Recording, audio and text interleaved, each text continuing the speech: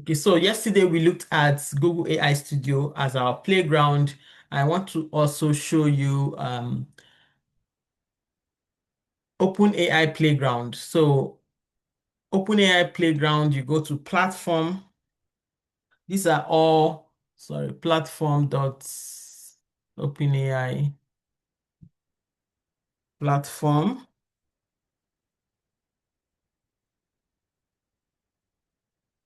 dot openai dot com. This is another playground for uh, that for ChatGPT. So this is a place where you can play around, create your assistants and all that. That will be very beneficial to you. So for me, I have created a couple of assistants here. I have a customer assistant, customer should be customer agent assistant or customer assistant, um, and Monday AI assistant, Crisp chat assistant. So very similar to Google AI Studio, but a little bit different. So when you want to create custom assistants, this is where you have where this is where you go to. I talked about system instruction and we'll look deep down into what a system instruction is. Every AI studio also has a system instruction where you tell the AI what to do, the behavior of the AI. You put it you put what you want the AI to do for you. This is the system instruction for Gemini. This is where you put the system instruction. You can create a new instruction here. So when you want to design assistants, so you can select your model. Same with Google AI Studio, you can see where you can select different models that you would like to use. And all the models have their strengths and weaknesses and what they are mainly used for. Um, So if you want to add files, that is, you want to add, maybe you have company documents you want to add, yes, you can come here and upload those company documents. Code interpreter, if you have code files, you want to toggle this on, yes, and then upload your code files here. Function is like function calling where you have tools, other tools that you want to add. Let's say you want your AI to have the capability of understanding the stock price. So you get that tool. You want to help make sure your AI has the capability of understanding the weather. That this is where you add all those um, tools. Okay. Model configuration can be text, can be JSON object or schema, depending on the format, the response format you want. So I will show you as we make progress. I'll show you what a JSON object is or JSON schema is, and of course what the text is like ordinary text. Yesterday we talked about temperature, the degree of creativity. If you want your AI model to be very creative, you increase the temperature or the degree of randomness. And if you want your AI to be precise, give you a very specific answer, precision, this is where you can reduce the temperature to 0, depending on what you want. Top P and top K are filters that anybody can use. It's also works hand in hand um, with the temperature of the AI. Okay, so clone, you can copy whatever you have designed. If I want to make another copy of it, I just copy it from here. It says copy, it says clone, but actually it's just to copy the assistant. Okay. So here, ChatGPT has improved a lot of things. Here you have, let me start with here. So this is a chart. If you want to do chart prompts, I have created SOP builder here. You can start to create your agents right here. Select my model if I want, depending on the model. If I have variable means assuming anything you want to create might have different variables. So let's assume that I have a couple of patient's information, and with those patient's information, I have a couple of variables, like the name might be different. The email address of the patients might be different. So I just put name here as a variable, email address as a variable, date of birth as a variable. We've talked about tools. So some of them could be code interpreter, web search, file search, MCP servers as well. Okay. So the developer message is same thing as the system instruction. And sometimes you have a user instruction. So a user template is where you now have some variables. You just add those variables depending on the task you want to give it. Okay. ChatGPT recently released an agent builder. This is amazing. It's like creating agents in your workflow. It's a little bit nuanced, but you can create agents right here. And we'll dive. This will be at the end of the one of the last sessions that we can evaluate. We can look into creating agents, building agents. Okay, so this is where um, this is the what ChatGPT agent looks like. This is where you find it. I know most of us have ChatGPT. I don't know if you have been able to check out um, these functions or these features in your ChatGPT. ChatGPT also has real-time audio where you can create your voice. Like I did create my voice here. Clone your voice. This is what it is. You have system instructions. You have some voice if you want to select some voice. You have the threshold. Take this out. Prefix padding, silence duration. How long do you want it to be silent? Functions, MCP servers, a model. The model is usually GPT real time because it's real time. It has to speak and respond. It's real time, right? Noise reduction, you might want to toggle it on depending on maybe far field or near field and all that. So this is ChatGPT real time. It takes in audios. So this is for image creation. These are all behind the scenes, right? This is for image creation. Um, it's coming up. I think it has all the images maybe I have created. I'm not sure. I'm not sure because this is images playground. Let me see.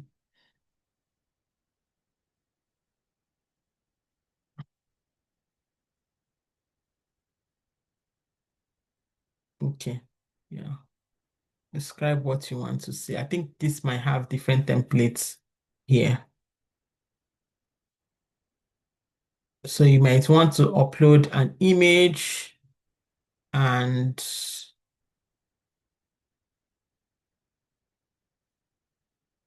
is it an image editor? I think it's just basically an image creation to describe what you want to see.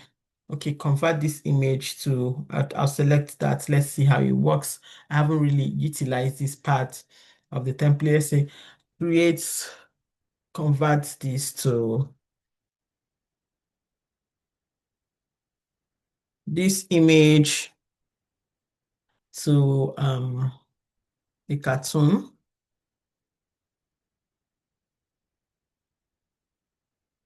Okay, let's see what it's going to give us. So it's doing some work. You also have video, just like a Google AI Studio. We had image, video, and all that, and then you can create assistants as well. I'll be going back to see what's it. Sometimes it takes a little bit of time to create, but it's a place where anybody can create things. I usually prefer Google AI Studio because it has the URL context, so I can give it any URL. So it was able to convert this to cartoon character for me. Okay. So you give it any URL and it will be able to understand that URL. So it has an edge over these other ones. When you are creating an assistant, you can also evaluate or optimize your assistant. So this is where you can do that. You can also fine tune your assistant when you create it. Okay. So these are all um, playgrounds. that you can utilize.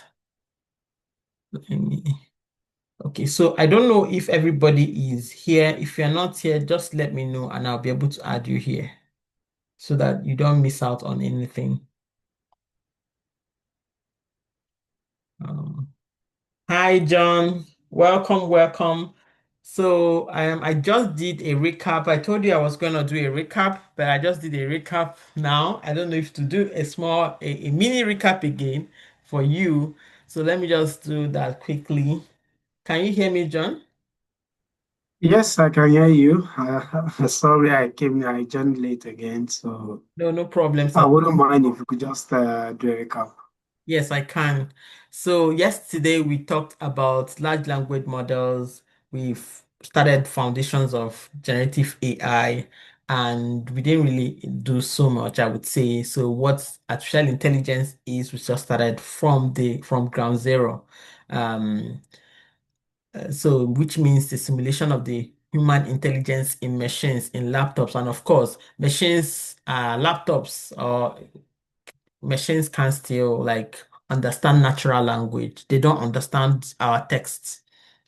It's still they only understand binary numbers, which is one and zero. However, um, with natural language now, with what we call transformers, they are now able to convert the zeros and one into natural language, and that is how we are able to speak to it or type something, and they will be able to understand it basically. So what how artificial intelligence works or generative AI, which is the part that has helped us that much um to be able to embrace or understand AI. I mean layman to understand AI better is they use predictive intelligence. So what it means is that they just predict the next word, just like a chat completion. So you ask it, what is the capital of France? It just says the capital of France is Paris because it's been trained with large or massive amount of information. And that is why it just predicts the next word after the best next word after the what you have asked it. So it just regurgitates whatever it has been trained with. However, it also has capabilities, super capabilities now to do to create new things, not just what it has been trained, because you can also add some more functions to it, like you want it to search the web, so it gives you real-time information and all that. We talked about evolution of AI. AI didn't start today. It's been there since the 1950s and has evolved over the years. And with its evolution, now we are talking about creating not just images, videos, and the rest of them. We are even creating 3D 3D information, 3D images, 3D things with AI, and all of them are new things. All of them are very new. And we played around a little bit with okay, so we talked about capabilities of AI. Let me just open this link for you. There are lots and lots of capabilities. We talked about image, video, and text, image, voice input, image to video. So these are all the things. You can create music, you can um, clone your voice with AI, you can have multiple images to one image. We have image editing, we have a lot of different things it can do. It can analyze data, it can execute code, it can match schema based on whatever you have given to it. It can integrate with other tools. It can also be like an agent, it can act as an agent, it can reason, it can mimic text, it can also mimic style, whatever style you give it, so it can speak like a particular person. It can recognize entities, it can explain and educate. Like it has lots and lots of capabilities. The vision capabilities, they are also huge. That means it can read your text. It has a text understanding, vision understanding, so document understanding as well. So you take a picture of it and tell it to convert it to text. It's going to do exactly that. Um, Lots and lots of capabilities, and we are going to be exploring these capabilities as we move on. So yesterday we also explored all these capabilities using Google AI Studio. We had we looked at different models, what a model is, and what all those capabilities are. And we practiced those yesterday. I think we spent most of our time um, practicing those capabilities yesterday. We looked at the different models. So there are 584 models right now. That is just for generative AI.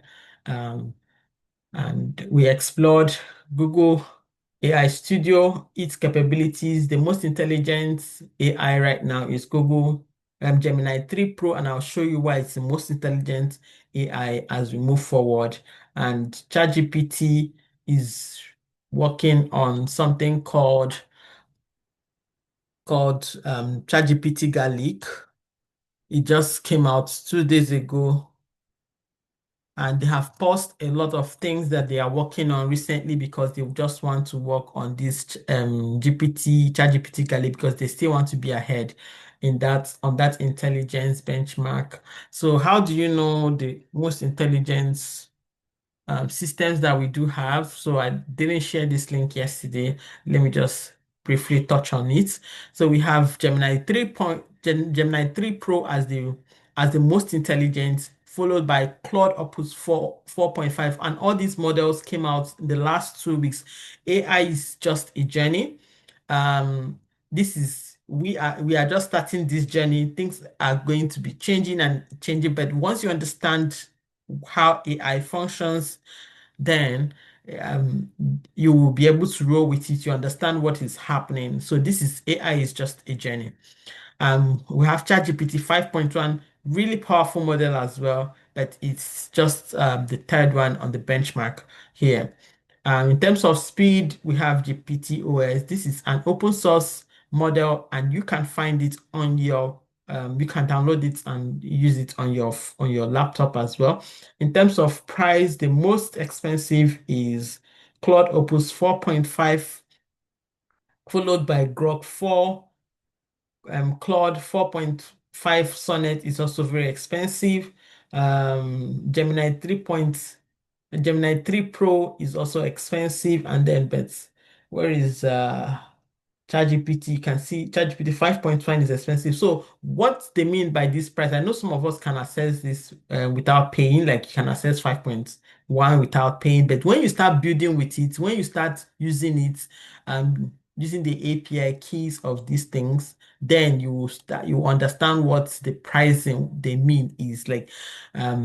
For me, I do build a couple of websites and all, and so I use the API keys, and because of that, I'm paying some money for it. So this is how where you go to create your API keys if you are going to build it, and in the or you can test or build in the playground, which is like the Google AI Studio, and what I just showed you, which is platform.openai.com. If you want me to send you all these links, I'm happy to send all these links in the chat as well.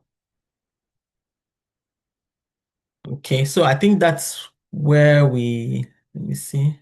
Yeah, what is LLM? We talked about it. So we talked about context window as well. So context window is the how much information the large language model or the LLM can remember during a conversation. So let me explain further because we did a little bit of a demo on it. So somebody asked me, oh, I cannot maintain character, or there's no character consistency when I'm creating an image using Nano Banana.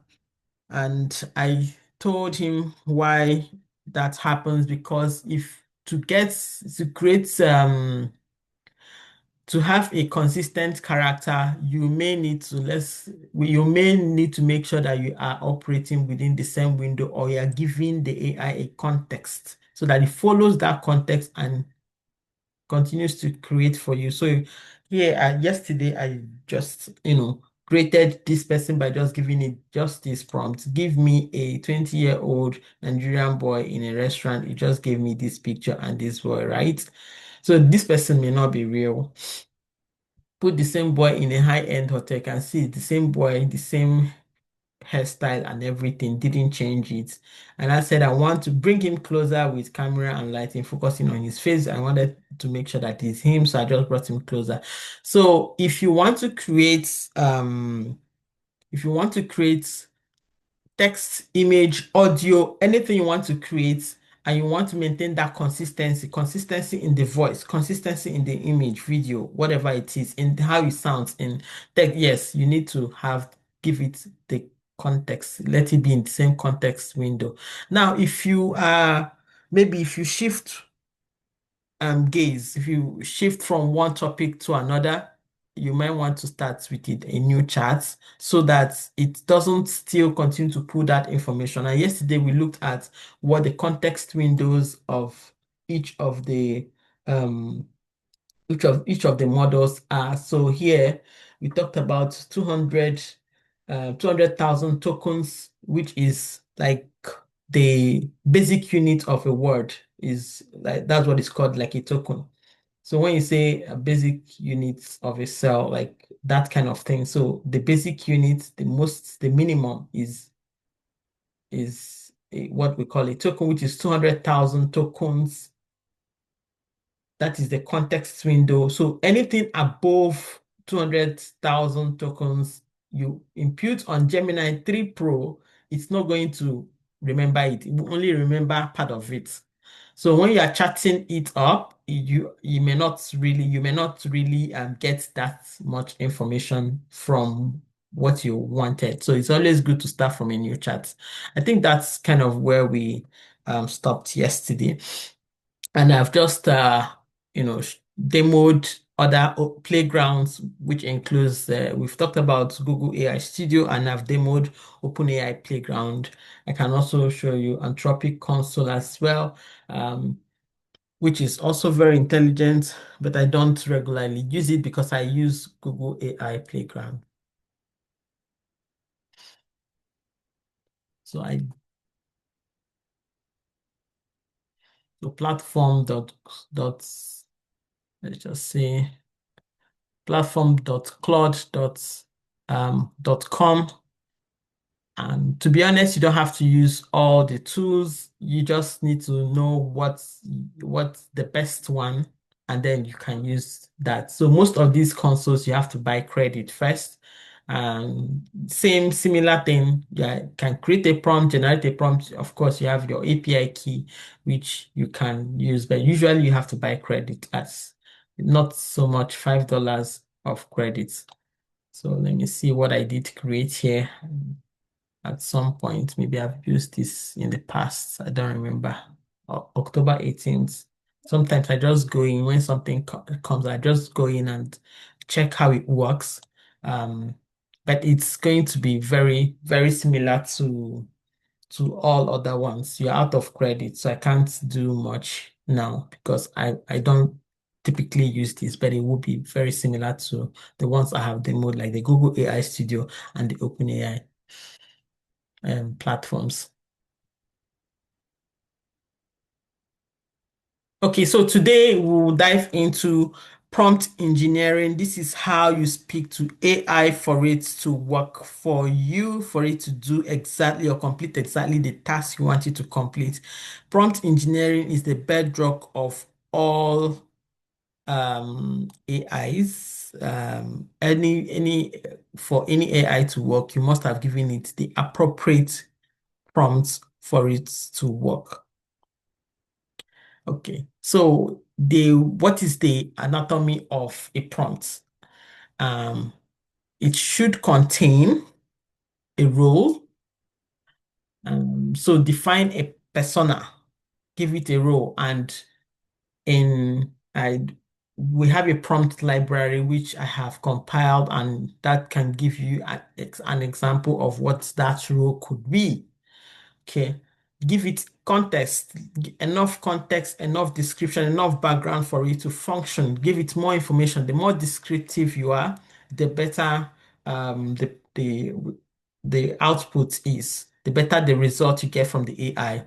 What instruction do you want it to have? What is that particular task you want it to complete for you? This is where you add it. Examples. give it examples of how the answers should look like, and then maybe a particular structure, the format that you want it to have. Very important. So this is the DNA of a good prompt. I will call it a good text prompt because there are different kinds of prompts. So we have image prompting, we have video prompting, we have code prompting, we have system prompting. So, but with a text prompt, this is the right anatomy, the right characteristics of a good prompt. So, role, context, instructions, examples, and format. And I will show you this today is hands-on. So I'm going to show you how we're going to put this into practice. Okay. There are different types of prompting as well.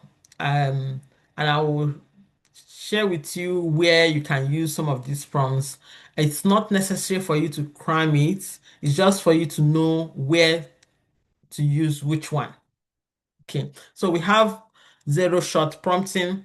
Zero shot prompting is when you are not just, you just want a summary of something or just a simple task. Like I said, give me an image. I didn't have any image on my like in mind. I just said, give me an image of a boy in a restaurant. It just give me that zero shot prompting. There was no example. I gave it a little bit of background because I said 20-year-old, and I gave it a little bit of background. I said Nigerian. So if I had just said, give me a picture of a boy, it would have just given me any boy. It could be Chinese, it could be American, but I gave it a little bit of context saying 20 years and then Nigerian, and it gave me that image. So zero shot prompting is telling AI or describing what the AI should do for you without giving it an example. One shot prompting is when you offer one example. You can do this when you just maybe have you want it in a particular pattern. You want your output in a particular pattern. Let's take an example. Let's say um, you are creating manuals or a guide, and you have a template for that guide. You can just say, I want the guide to be in this format. I want the tone to be in this format. So it understands that example and gives you the answer um, in that particular way. Now you have few shot prompting. So this one you can give it several or two or more examples for it to be able to copy those kind of examples and now give you this for this particular one. It, it's very helpful when you give an AI several examples. So it learns from not just one example, it learns from two or three examples and analyzes those examples and gives you a better response, a desired response. Now we'll talk about system prompting. So most times you want to shape shape or create an output, shape the behavior of the AI, the model of the AI. So you may want to give it a system prompting, and we'll dive into system prompting, very important piece when we start creating things, images, automations, agents, and all of that. So we have to include system prompting. Very important. Um, and all AIs have like prompts inside, like system prompts in it, because that's what guides the behavior of the AI. The rules that the AI or instructions that the AI will carry out, that is what guides is the system instructions that is inbuilt in it. So that they have given ChatGPT the M dashes and all of that. Yes, it's part of what they have given it to do, and then it does that. Yes. Role prompting assigning a specific role um to your input, to your chat input, whatever you are going to give the AI. So you give it a role. So say you're a product manager, you're a project manager, you're a product manager, you're a business analyst, you are a name it, a professor, you are an architect. So it's mention that role and it's able to as that particular person. Context prompting, this is huge. Context prompting is when you give it a lot of details, a lot of background, relevant information for it to be able to act on it. So the more context you give it, the better the output it gives you. Step back prompting is you want the AI to weigh in on a particular thing, consider a general question before solving a specific one. So yesterday there was something that happened. I wanted to ask AI to tell me about tokens.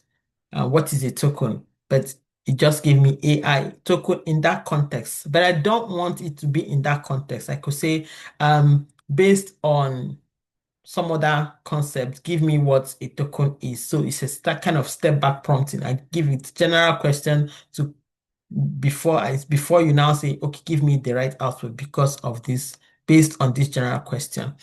Chain of thought prompting. This chain of thought prompting, you can use chain of thought prompting when you want the AI to reason through its steps. This helps to improve accuracy. So you want the AI to show you how it gets its results.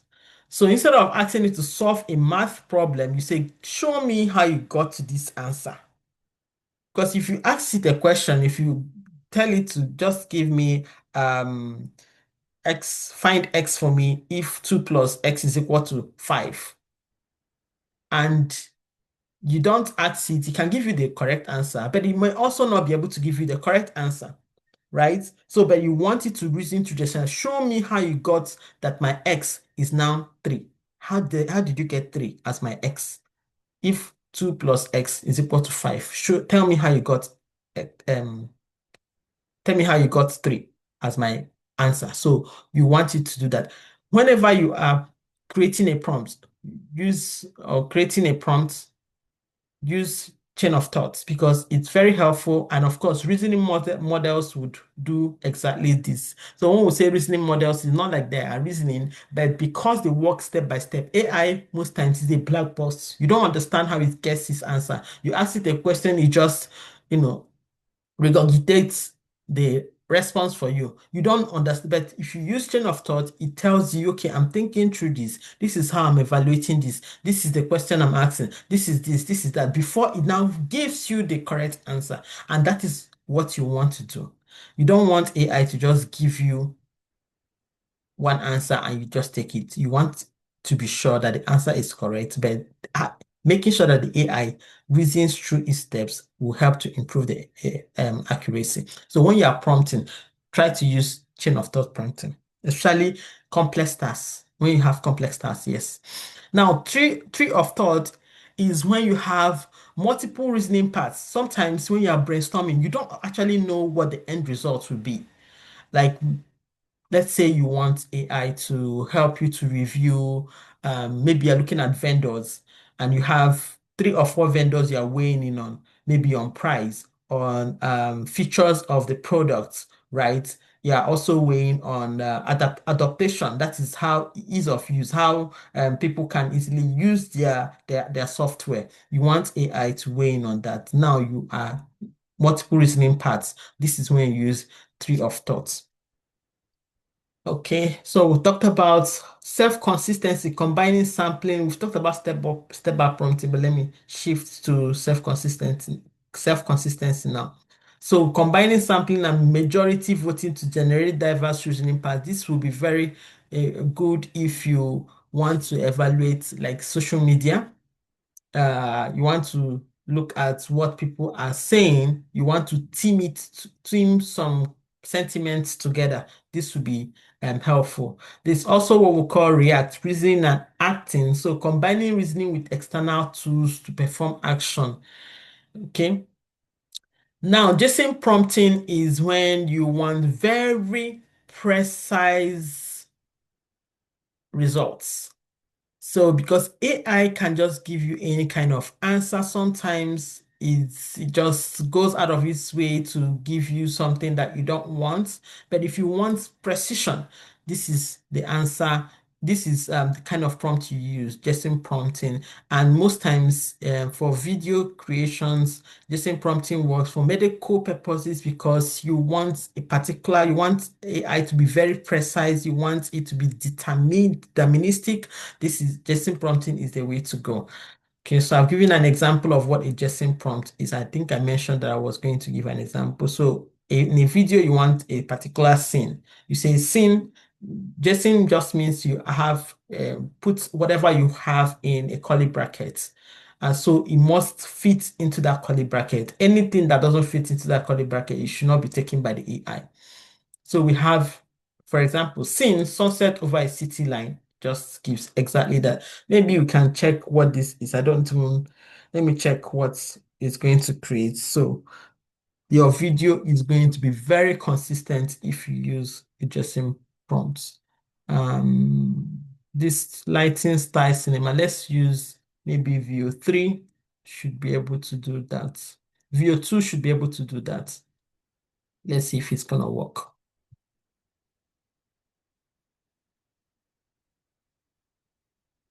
View 2 just does animation and I don't see any voice here. So let's see if it's gonna work here.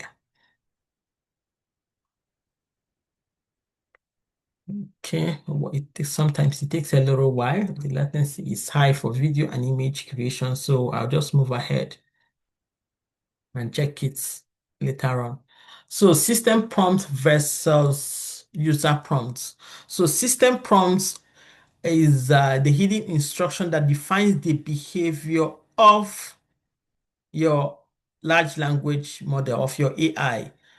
So if you are designing AI, it must have an instruction. What is that tone? What is their boundary? What is the style? What is the personality? Um, we're going to see where we use system prompts because we're going to be creating our own agents today. We're going to be creating our agents based on our workflows today. So you can set boundaries. You can say, don't do this. Give it ethical guidelines. Assign a role to it. You are a what? You're an expert AI copywriter. Um, and usually it will persist across the entire conversation that you are going to make. So it's just that behavior. And I've used it in the past to create agents at work, create lots and lots of custom GPT that helps me in my workflow, and all of us are going to be creating that today as well. Now, user prompt is what you are typing for the AI to do for you. So the request you are giving to the AI. So when you ask ChatGPT to do something for you, that's a user prompt. Okay, you are providing context. Sometimes you provide examples, you tell it what to do, you give it instructions, right? Sometimes you tell it what not to do as well. So you say, I don't want it to have something. So it just doesn't, give you that kind of information that you don't want it to have. So this is the difference between a system prompt and a user prompt. So the system prompt goes into the system. So let me show you. We've talked about um, the system prompts. Let me go over this where the system.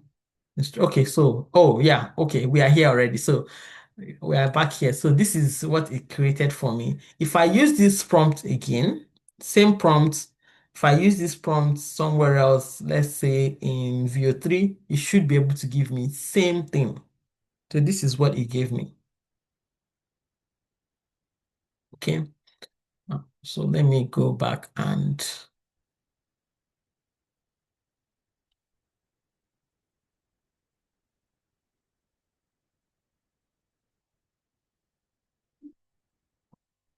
so this is where you put your system prompt and this will be your user prompt. The user prompt is the one you type in here. That will be your user prompt. Ask it to do anything you want it to do for you. That's the user prompt. Okay.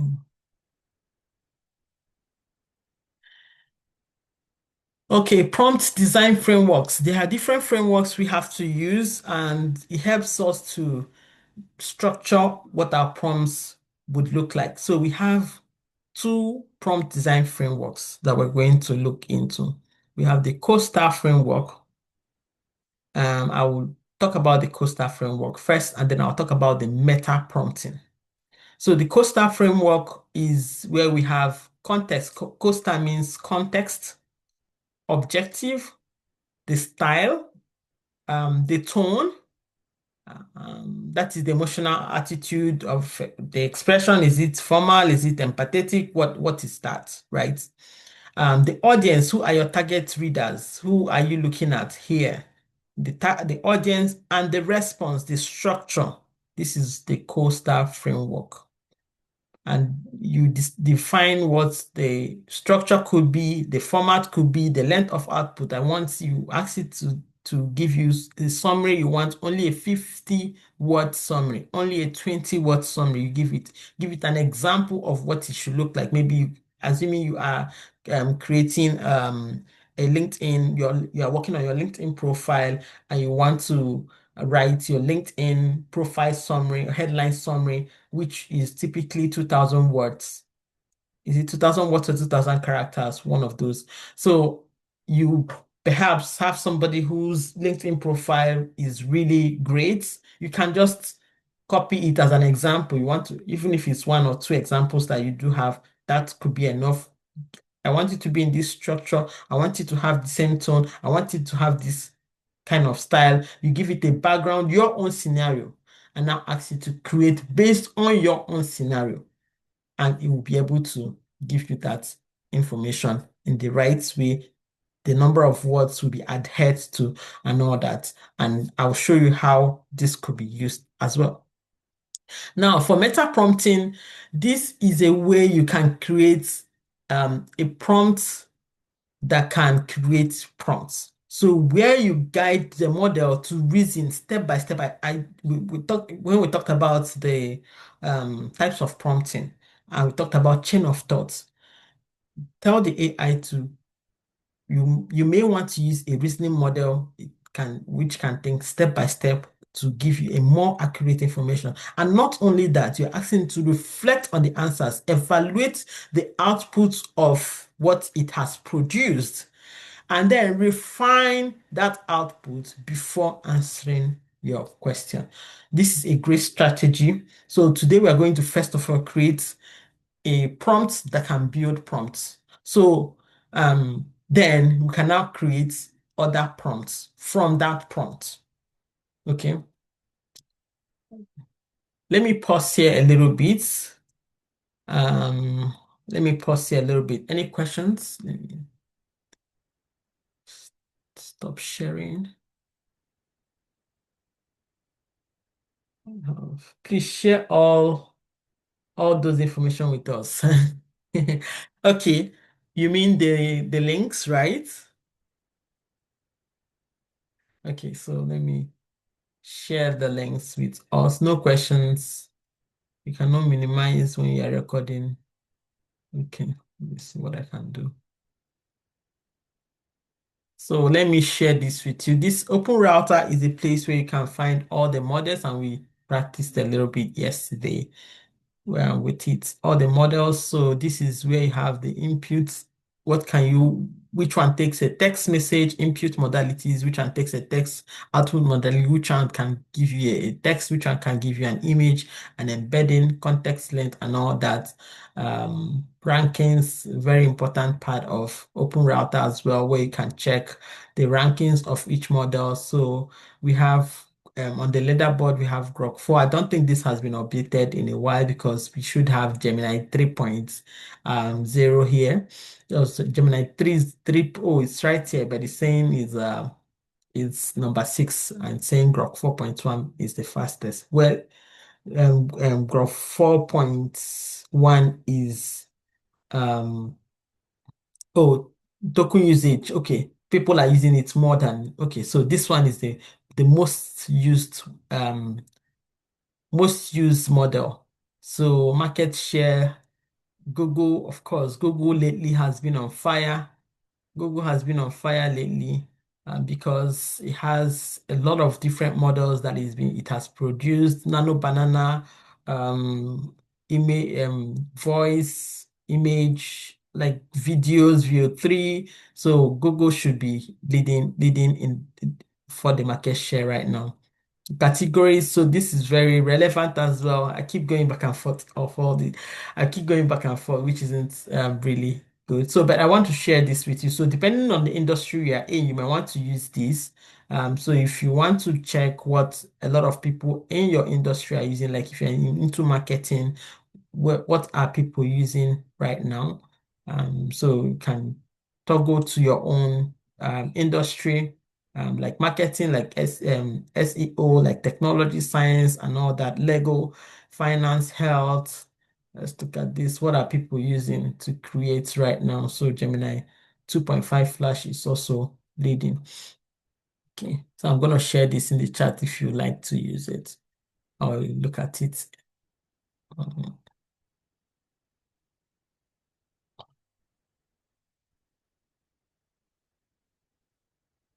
Okay. So I'm also going to share this with you if you like. This is where you can check the intelligence of your agents, or the speed and the price. If you are designing or creating agents, this is where you do that.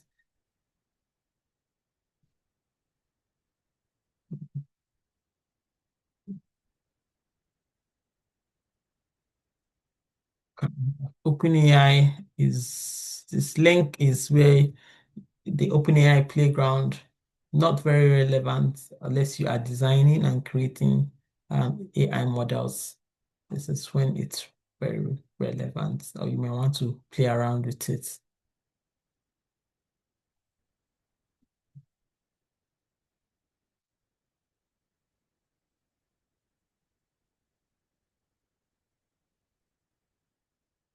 Okay, let me share my screen. Yes, go ahead. Go ahead, John. I see your hand up, John. Go ahead. Unmute yourself. Can you unmute yourself? All right. Okay. All right. Thank you so much.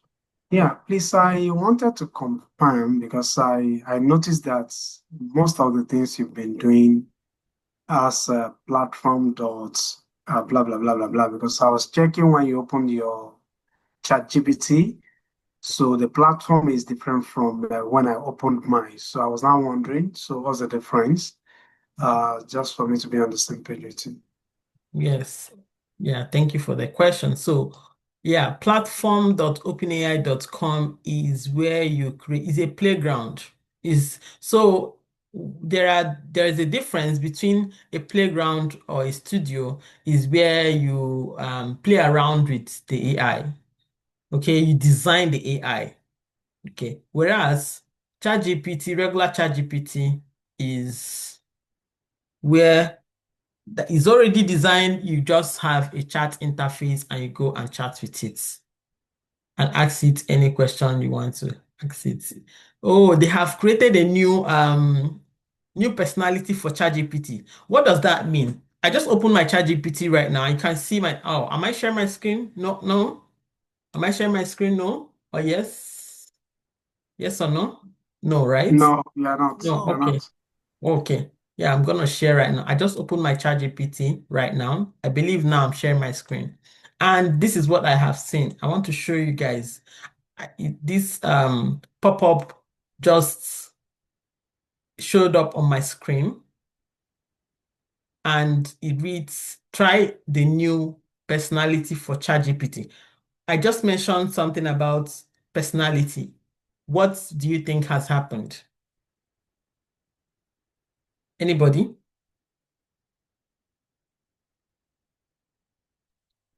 What do you think has happened? Because I talked about personality. What do you think has happened? What have they just done now to change this personality, to change the behavior of the large language model, of the model ChatGPT? What have they just done? Well, isn't that part of the competition to top the other guys? Yes, it's possible. Now they're asking me I should choose the personality. this wasn't here. Like I think I've opened ChatGPT this morning. I don't even remember if I have, but it wasn't here yesterday. I don't know if you can open your own ChatGPT. Do you see something like this or no? You don't see something like this. But I just opened it. They have just changed the personality and they are giving me a choice to select which one to use. They said default preset style and tone. Friendly. Do I want to sound like friendly? So I'm chatting with it. It's giving me like chat with it. Candid, direct, and encouraging. Is that what I want to select? Professional, polished, and precise. They'll just tell me like which one, and I can make a choice now. Playful and imaginative. I can imagine. I could choose quirky, right? I'm kind of maybe I'm just gonna go with popular. I'm not. Maybe I can go with quirky. I don't even know, like guys, I don't know. But I mean, just to tell you about what we are, talking about here, like you can change the personality of whatever AI model you are using, and I'll show you how you can do that. So let's just select maybe I hope I can switch to any personality I want because I will not be happy if my ChatGPT just let me just select default, whatever it was before. So because I don't know where to change it right now. Hopefully I can change it somewhere. Hopefully I can change it somewhere. I don't know. You really want to take the risk? Right. Oh, I see. I see. It's right here. It's right here. So I can change it. So I can be cynical too. I could be nerdy. I could be efficient. I could be quirky. I just changed it to quirky. Yeah, because what? Because I know I can change it, right? I can. This is so they have just changed it. This thing wasn't here before now, right? So guys, check it. Check your chat GPTs and see. Anybody can change the personality, can mimic any style and all that. So I'm gonna get a different response when I ask ChatGPT a question because I've toggled my personalization to quirky. If I change it to professional, it's going to sound differently, right? It's going to sound different than whatever style I had chosen in the past. So really interesting what's happening. And this just happened right now. Like I don't remember seeing it. It just happened right now. Okay. So let's continue. Thank you so much. So I've talked about meta prompting and how it works, right? It's a powerful technique where you can ask AI to help you to create better prompts. So most times you're asking ChatGPT a prompt. Sometimes we don't even have the vocabulary. We may not have the vocabulary, we may not have be very articulate to describe what we want. We might struggle to formulate what that request could be. But when you ask ChatGPT to give you an optimized prompt, it gives you a better, well-structured prompt that you can't even imagine that it will. And that is what I want to show you how to do today. So I think let's head over to okay. So anatomy of meta prompting. It should have a context similar. It should have a role, action, guidelines, and the steps. Remember, make sure mention making sure that it has chain of thought. It's reasoning. It should have an output format. You can give it examples so that it sees what you want it to do, and you can also have some notes. Okay, I think that is it. This is a markdown prompt template. I'll explain further on this, but let's go and create a master prompt designer. This is a prompt that designs prompts. That's what we are creating now. So I'll show you where this is in the classroom. I want everybody to grab it from the classroom. I can put it here, but I want everybody to be using the classroom because there's a lot here I want you to look at. Okay. So I did go over this prompt library that you can use, building blocks, style, budget, context, additional context, type of text, and all that. Follow-up prompts if you have, keep writing, track your progress, minimize. These are some prompts that you may want to use. Roles, example of roles act as is a biblical translator, so translating Bible, right? Car navigation system, very, very important. Chat GPT prompt generator, cheap travel ticket advisor, act as a chess player, depending. classical music composer, developer relations consultant, dietitian, do-it-yourself expert, dream interpreter, and all that. Like plenty act as. So you can, feel free to use any of these prompts. Tonality, you want to maintain a particular tone. Um, Authoritative, nostalgic, formal, ironic, lots and lots of things. Friendly, academic, excited, sarcastic, dramatic, romantic, eloquent, depending on what you want, you can do that. Authors, you can also use, people like I want to sound like Obama. I really like Obama. He's a great orator. I really like him. So I could say I want to sound like him. Okay. Oscar Wilde, George Orwell, all of those kind of authors, or Oprah Winfrey can just act as somebody and it gives you exact tone of that person. So this is where mimicking the style comes in, right? Magazines, you have a couple of those as well. So brand voice, some of those as well. You can just look at it and use some of them to generate your prompts, depending. These are just ideas for idea purposes for you. So go in here. This is your classroom. You can find it right here. Okay, so okay, this is a workbook we are going to do at the end of the class. Um, Prompts. Okay. Okay, let me open this. I don't think I've even uploaded it here, so I may have to upload it in the chat. So prompts used for week 1, I think. That's what I'm gonna use now. Give me a moment to pull that up. Yeah.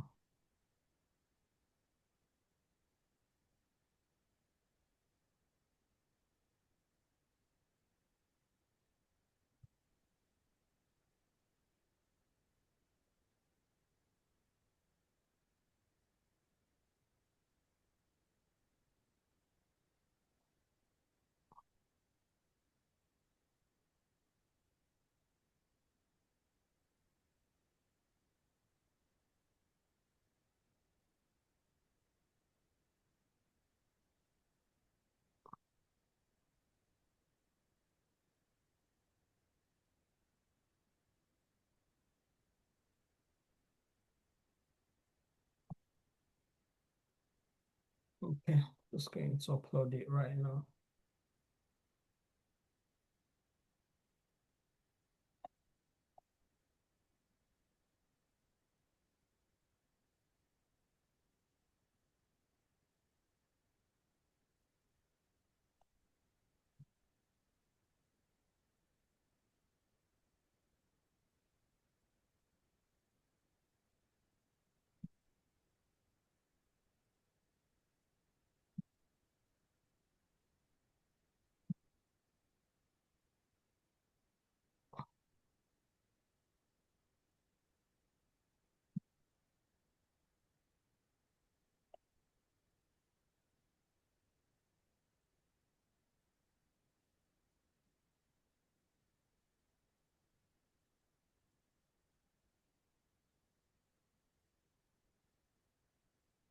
Okay, please go in here and click on this prompts used for week 1.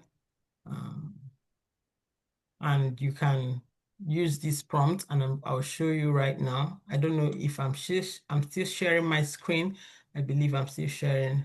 I just vibe this prompt. Usually I don't type that often. I just vibe it. I just speak to the AI and it gives me that information. That's how you have the hey. So it was me just speaking to it. And we're going to be using Google AI Studio for this. So if you can copy, what I did was to copy the second prompt, which says, hey,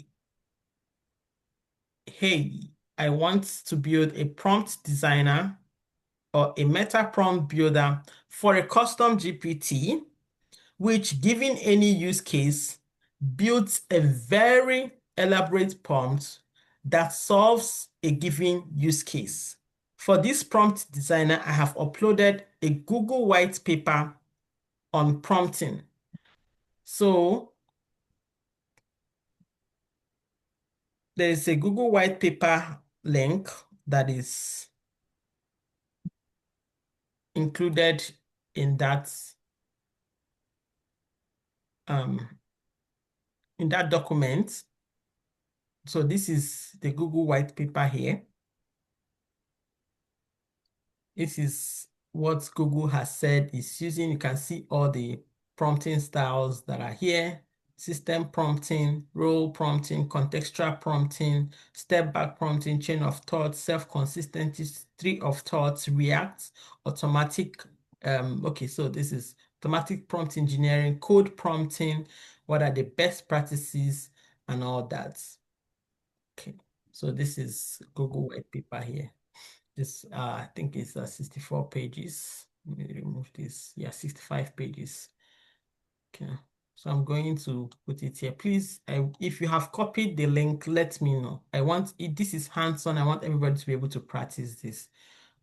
I was using Gemini 3, Gemini 2.5 Flash. Gemini 3 came out 2 weeks ago, but I'm going to use Gemini 3 Pro to do it because Gemini 3 Pro is so intelligent. It's the most intelligent system, the most intelligent model that we do have right now. So I'll be using um, Gemini 3 Pro. So who is here? Who is with me? If you are with me, give me a thumbs up. Let me see what people are saying. Give me a thumbs up if you are with me. Awesome, awesome, awesome, awesome. Okay. Let me,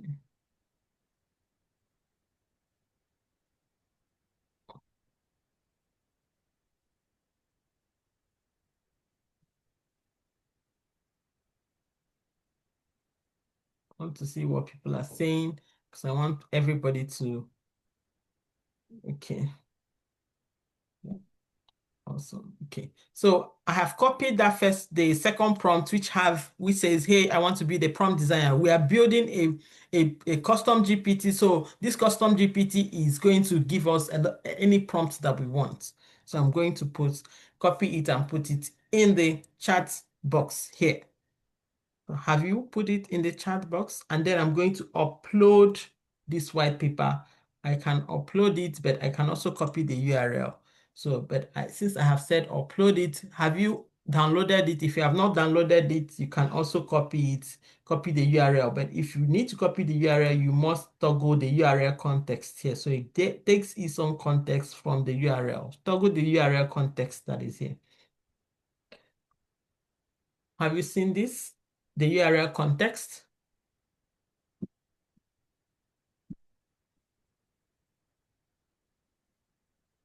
Have you seen the URL context? Have you seen URL? Who has toggled the URL context on?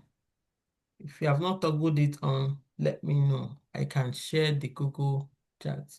Unmute yourself if you are stuck somewhere. I want everybody to follow along because this is very critical. This is going to be helping us to create intelligent workflows.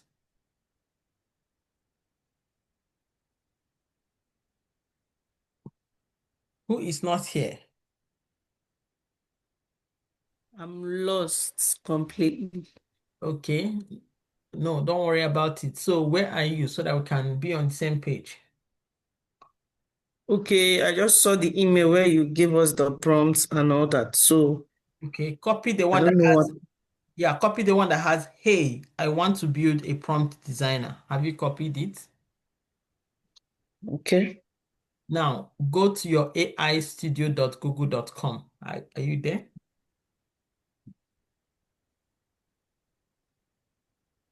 Hmm.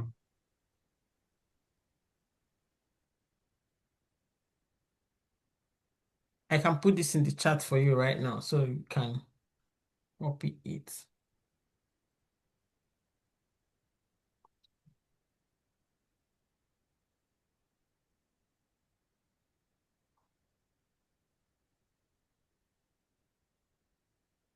So I have put this in the chat for you. Just click on the last link I just sent.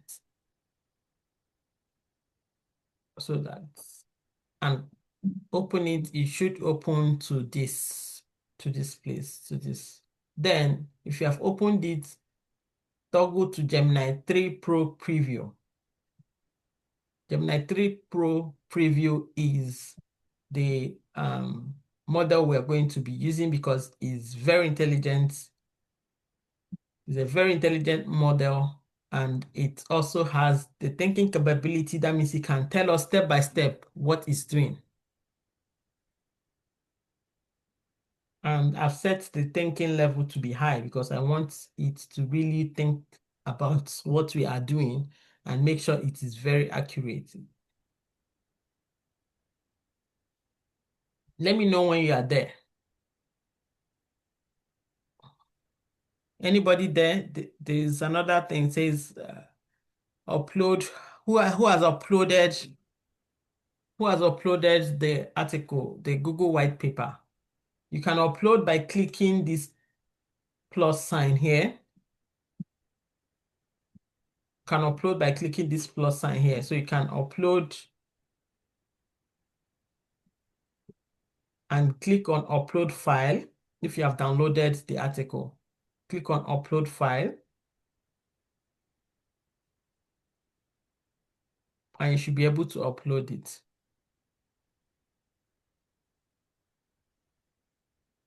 Anyone who is where I am? No one?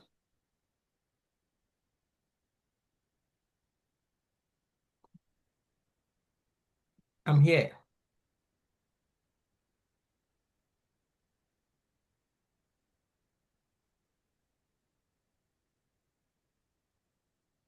Is anybody where I am? Is everyone lost? Nobody, you can't be lost all at the same time. You can't be. Everybody can be I'm lost at lost, the same time. I want to be found. You will be found. Yes, you will be found. Definitely. So let's take it step by step. Have you found Okay. the prompts used for week 1? Have you found it in the classroom? Yes. Awesome. Have you found the prompts, the one that has, hey, I want to build a prompt designer or a meta prompt builder for a custom GPT? Have you seen that? Yes, I've seen it. Okay. Can you please copy I it? don't know. Can you copy that prompt and put it in this box here? Okay. Let me try.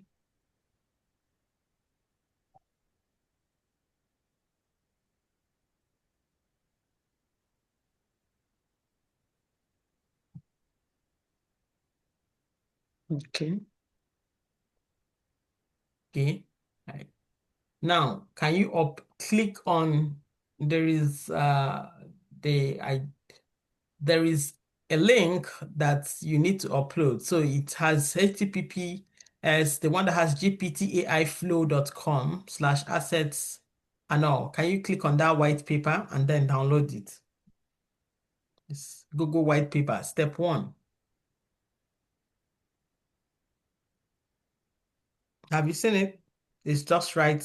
It's just written. Sorry, which one again? Which of the links?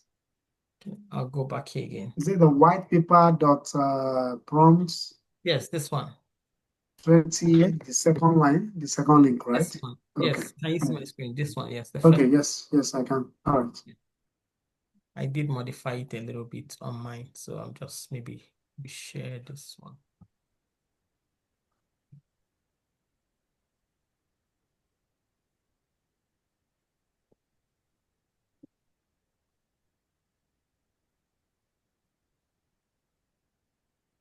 So upload it if you have opened. Okay. I've uploaded the hey, I want to build a prompt designer. Okay, awesome, awesome. So how do I Have you do the white paper? okay, have you uploaded the white paper? Have you clicked on the link? Let me show you the link again. So the link is here. This is the link to the white paper. Okay.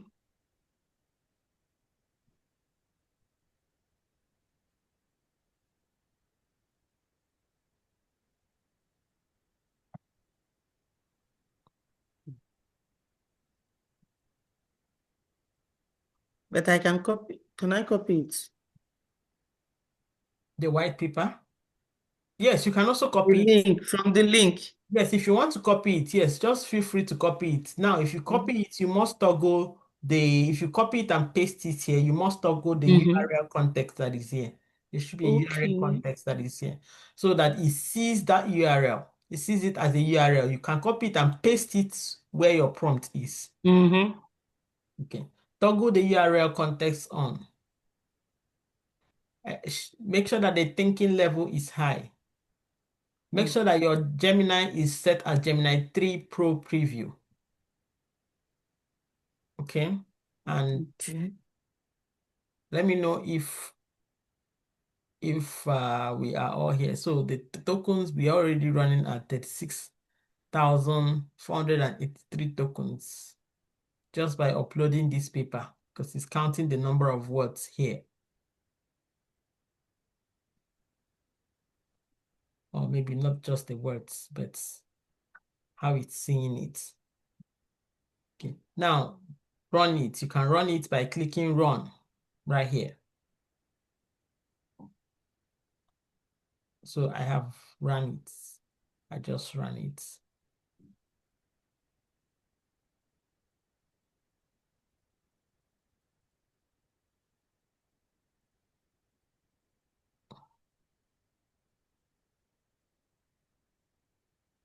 So it's thinking. It's thinking, it's creating it for me. Let's see. Expand to view the thoughts. Let's expand and see what it was saying. It's so fast. Very fast. Okay. So it's designing it, it's thinking. Look at that. Let's just quickly go over it and see what it has says. It says you are now the Vertex AI prompt architects. Really, an expert system designed to craft high-performance prompts based on Google's prompt engineering white paper and industry best practices. Your goal to take raw user case or use case and transform it into a highly sophisticated product-ready prompt structure. Your process is for every request, you must perform the following 5 steps. Do not skip any step. Analysis and strategy, step 1. So give all those information, 0 shots, few shots, chain of thoughts, and all that. Model configuration, temperature, top P, top K, prompt construction, use clear instruction over constraints, positive framing, define the output format clearly, prioritize JSON for data task, use variables, input text, and all that, and all that, and all that, and all that. So it has, can see step by step, and it's in Markdown format. So I will explain what Markdown is as well. Now, I want it to I want to enhance this prompt. So I will say enhance this prompt. Okay, so I want it to reflect on whatever it has given to me, right? So enhance the above prompts.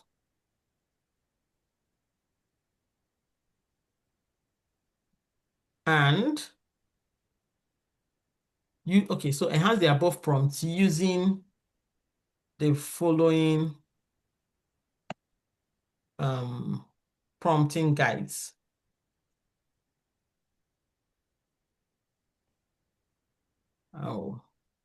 I'll give you this as well. So the following prompting guides are the one that has all of, I think there are about 7 prompting guides there. So let me copy this and give it to you. What have we done? I will show you. Let me put it in the chat. I'll show you what we have just done now.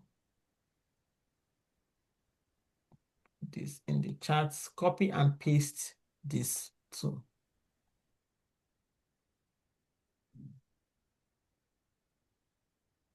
So it's thinking, let's expand and see what it's saying.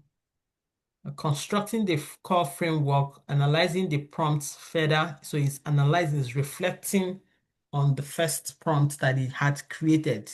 It's now synthesizing prompting strategies, distilling it, right? To make sure that it can weigh in what are they talking about? Analyzing it, okay, distilling it, and then developing the XML structure. One mentioned XML structure, and that was Anthropic. Enhancing prompt design, refining the XML frameworks. It's done.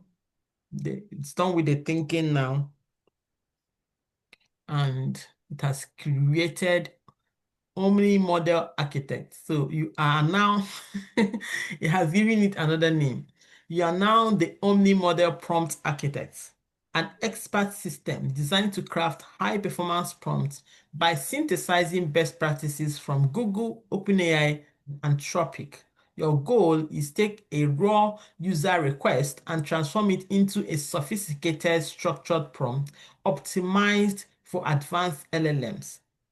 Can see it hallucinated a little bit, said Gemini 1.5, 4.0, 3.5, and these are because they are a little bit old prompting guys. I don't know if we have new ones, but it's Gemini 1.5. It's been a long time, maybe 1 year or 2 years, 1.5 years now. Your process: for every request, you must perform the following 5 steps. Do not skip any step. Strategy and analysis. Select the strategy, 0 shots, few shots, and all that. Chain of thoughts, role prompting, and all that. Model configuration and all that. Are you getting what what you have and what I have? Are they the same or they are different? Tell me. Is what you have same as what I have? Are they the same or they are different? So it even gave me an example. You are a cybersecurity analyst specialized in social engineering detection.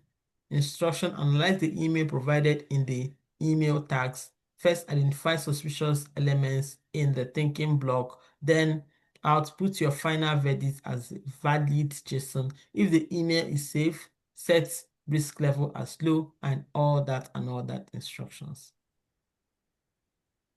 GPT-5 instruction guide. OpenAI cookbook. Who is here? Give me a thumbs up if you are here, if you got up to this stage, if you're able to see these prompts. Who got up to this stage? Tell me. Give me a thumbs up if you did. David, awesome. Awesome, David. Okay. Now we're going to build our own custom GPT prompt architect. That is a prompt that designs other prompts, that creates other prompts. Now, copy that prompt that you have. You can copy it by just going to this place.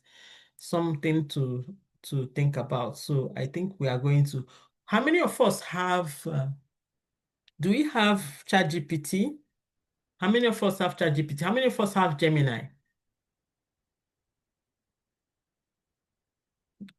Danny has ChatGPT. What of Gemini? Do you have Gemini? Are you paying for ChatGPT? IJ. Okay. So if you're not paying for ChatGPT, you may not have ChatGPT Plus. You may not have access to custom GPT.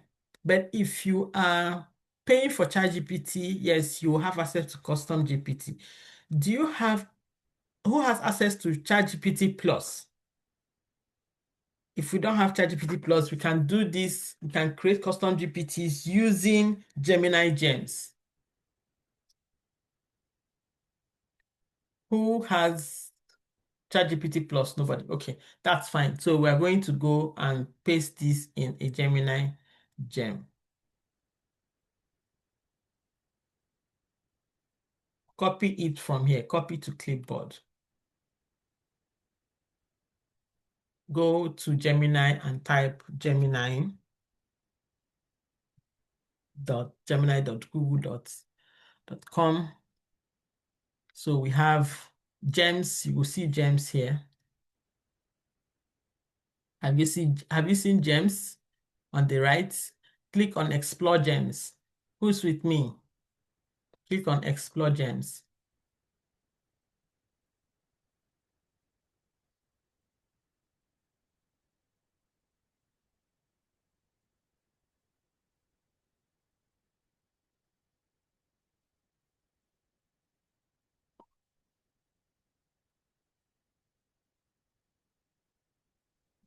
Click on Explore Gems. Give me a thumbs up if you are here already. It's gemini.google.com.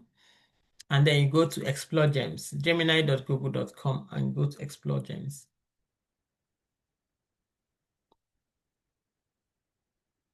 And everybody, not me, okay? Danny, you're not there yet. Okay, so where are you so that we can help? Feel free to unmute yourself. Tell us where you are.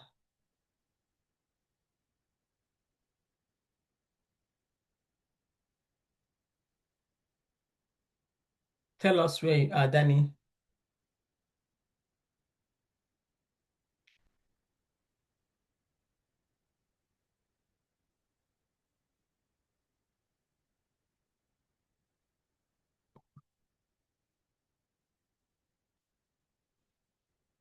I want to know where people are. Who is here? Who can see here? You need the link? I can't see this on my own platform. Okay. Are you logged into gemini.google.com? Yes. Okay. Let me make you a co-host so you can. Okay, feel free to share your screen because I want other people to see. Let's look at where you are so that we can. So gemini.google.com. Have you seen it now? Okay, let me share my screen. Yes, feel free to share your screen.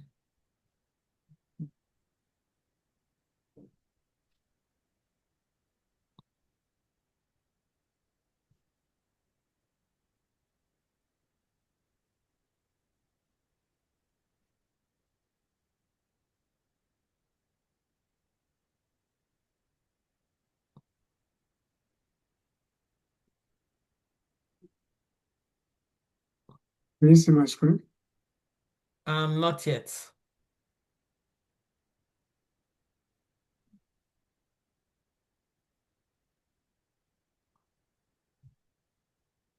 Can you see it now?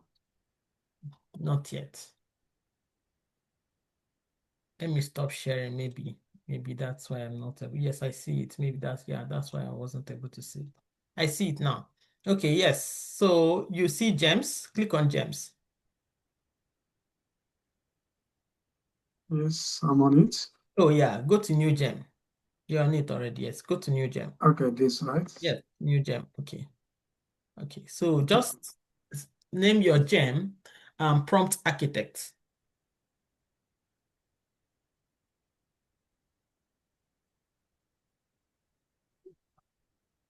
Okay, awesome.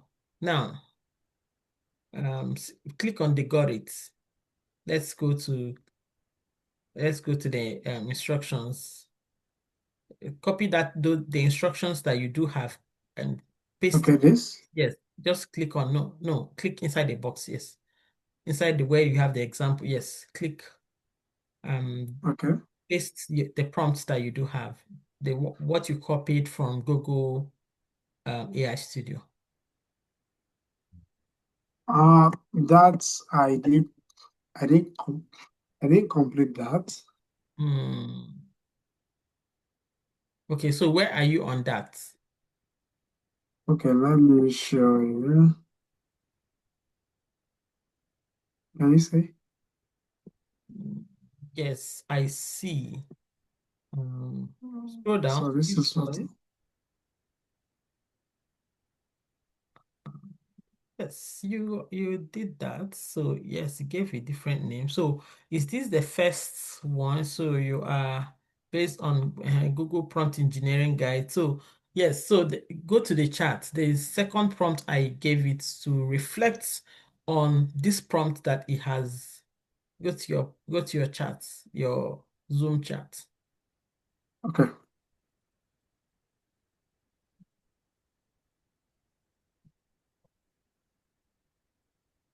can see it's even listing the coaster, right?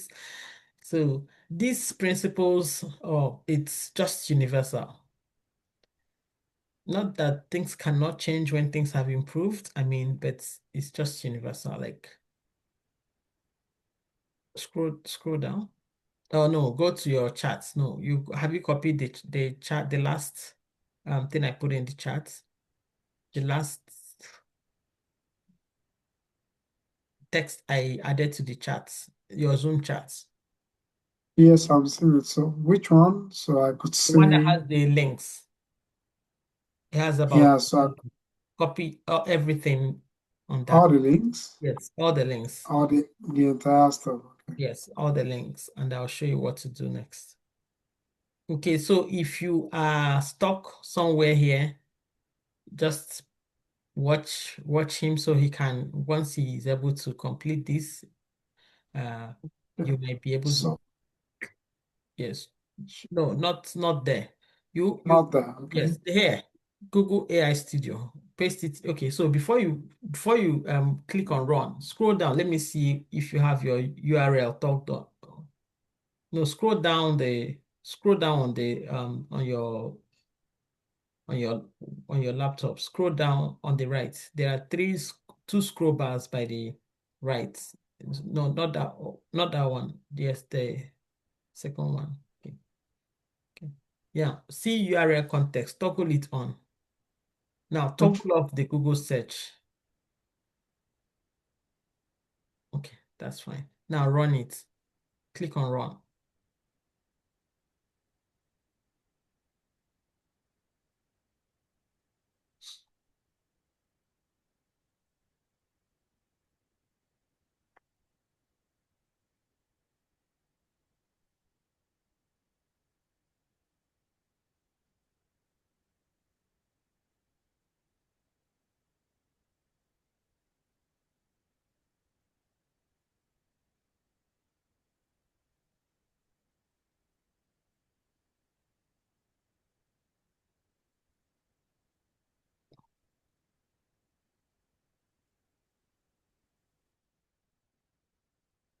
Okay.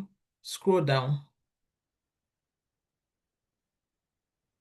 Okay. Output formats. Okay.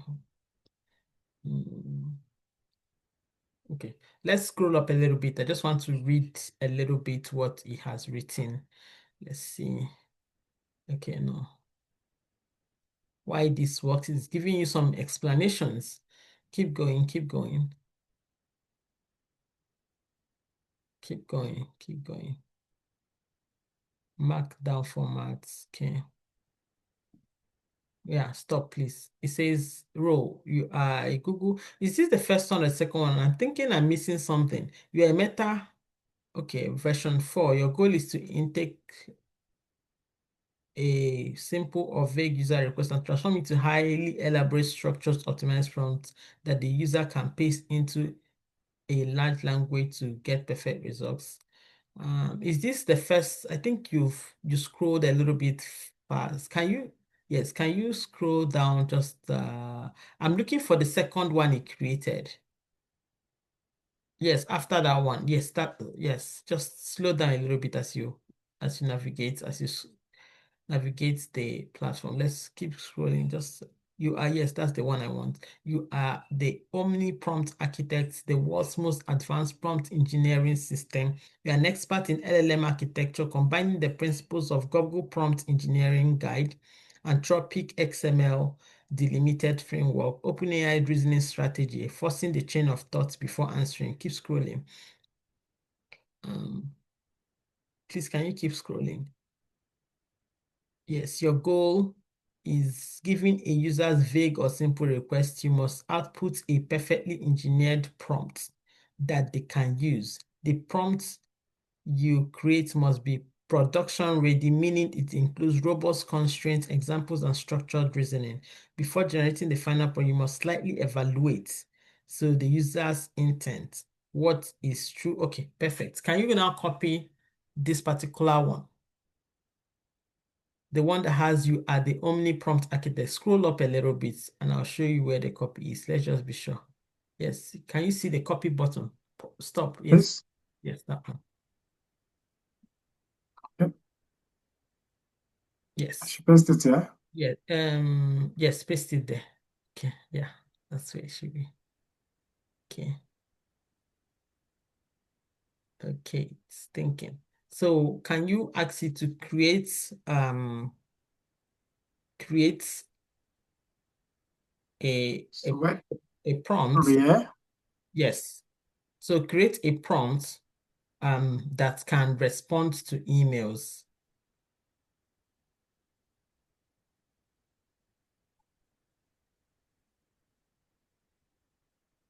Okay, so run it. Right. Yes, run it. Like click on send. Okay, we haven't given it a description yet. Let's see what it's going.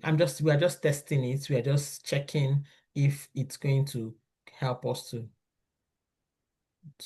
do that, to do what we want it to do. Is it working? It's thinking, right? Still thinking. It's still thinking. Okay, I don't see it saying it's thinking.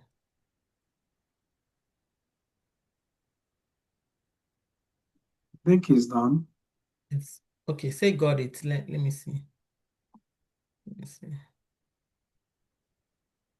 Prompts copied. Okay, it's working now. Let's see. Okay, so yeah. Can you read what it's saying? Can you expand it a little bit, or maybe save this prompt? We can always change it if it's not correct. You are yes. Can you read that? So you can see it's Okay. giving you a prompt that can create emails or they can respond to emails. That's what we ask it to do. You are an executive communication bot. What is it saying? No, just no. Save. Save. Like there's a save So how button. do I save? There's a save on Just the right. This is a blue save. Yes. Have you seen son. save? No, no. There is But save. is There is save on the right. on the right. Up. Okay. Yes. Okay. Yeah. Start right. No, just X out. X out, like, because we have a chat with that is already yes. Now read read what it has created for you. What's that response? You are Okay. So I can't read it yet. you are you are an executive communications strategist and senior copywriter. You possess high emotional intelligence, EQ, perfect grammar, Okay. and the ability to adapt your voice to suit any professional or casual relationship. Okay. So now we have created a prompt architect. What it means that you can create any prompt. So you can copy this prompt. If you think this is very good for you, can create lots and lots of um, workflows with this. So you have a prompt already you've made. You can describe this prompt. You say you can describe it as the purpose of this prompt is to create a prompt that creates prompts. So you can just put it as your description of the gem. Now, I just wanted to test it to see whether the output is good enough for us. And I think it's good enough for us.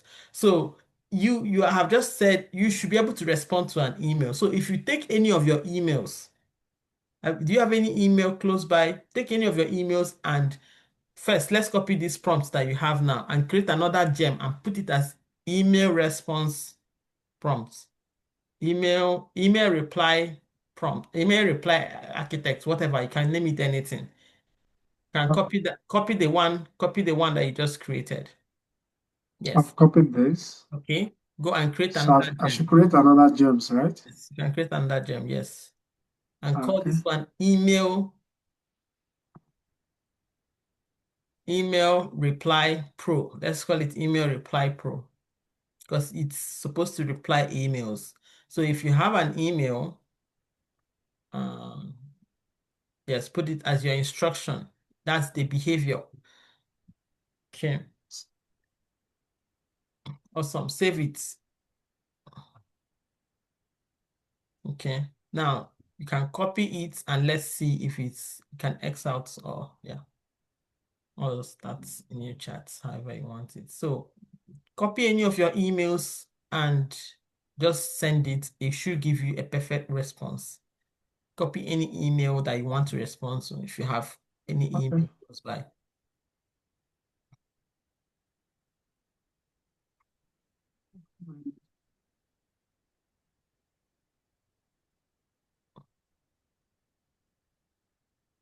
Who is following? Anyone following? Is anyone following?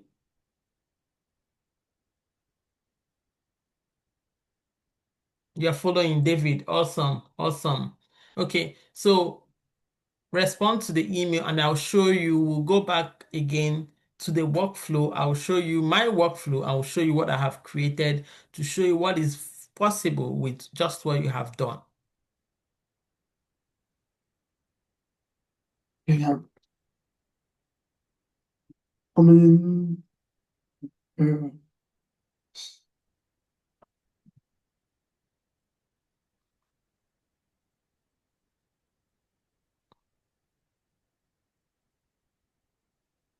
Are you getting your email ready? yes, I'm trying to check and just pressed it.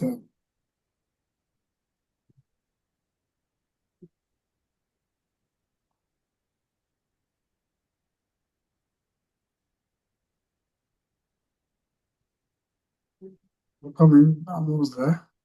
Yeah. Okay. All right. So I should paste it there. Yes, paste the email here. It's gonna respond to that email. Yeah, right? Yes, just paste it. You don't even need to tell it to respond to this email. Okay? Okay. Now send it. You don't need to do anything. Just send it.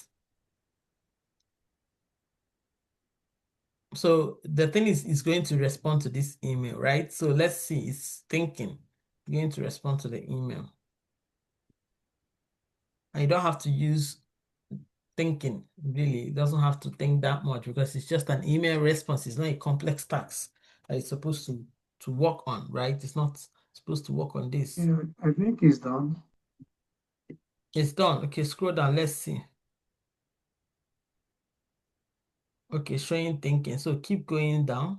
Keep going down till you see where it says, is this an email? Is this an email? Did you give it an email? Suggestion, I'm just seeing the Okay, so body. yeah, hi team. I can confirm that our current, so is this something that you would respond to like this? I can confirm that our current budget can accommodate this additional cost. At this, please proceed with the next steps. Regarding the reimbursables, noted. Um, Noted. We will ensure the vendor understands that all costs must be supported by valid. Is this the kind of response that you would like? Yeah, so I think, but if it can still be adjusted a little bit, that'll be Yes. fine. So So if I you want to can give tweak, it more. Okay, great. You can give it more context before it responds. So usually I can use the voice input, which is the microphone thing here. And I say, oh, I want to respond to this email. This is my responses for all of them. And it gives me exactly that and it adjusts it to my tone.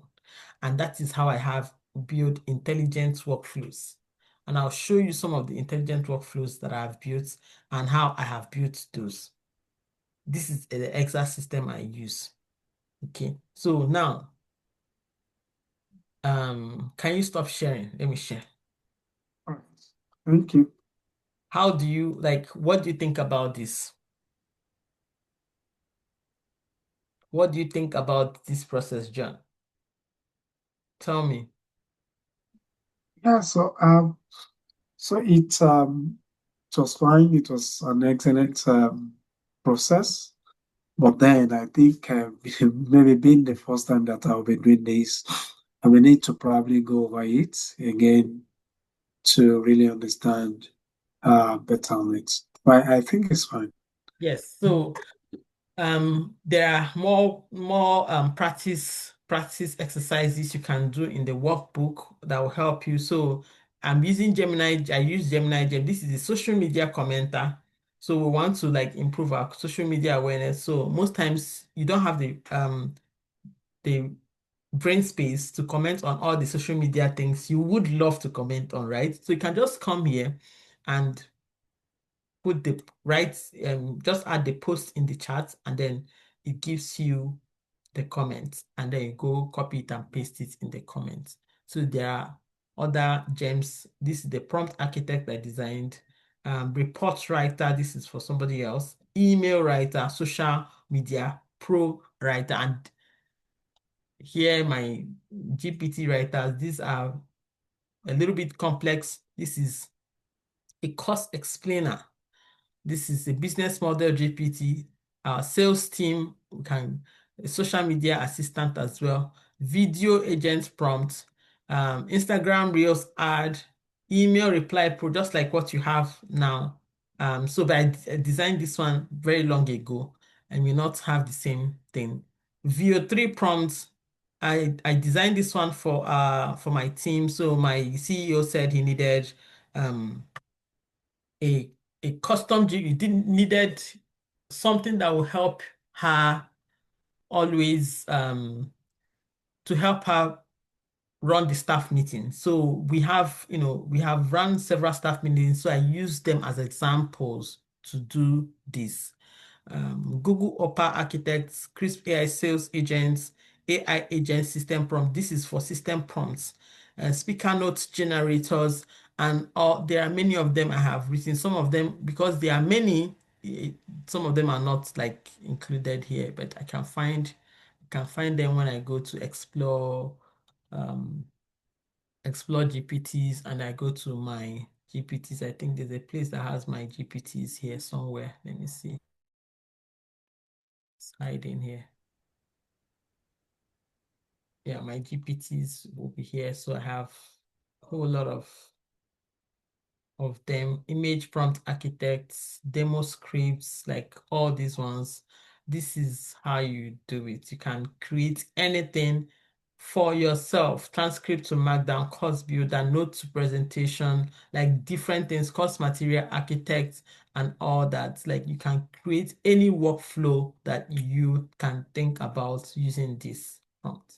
Now, let me go back to the classroom so that we can look at what we have and what we can do in the classroom. Yes.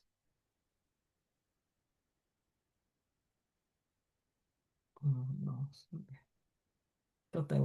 I thought I opened the classroom recently.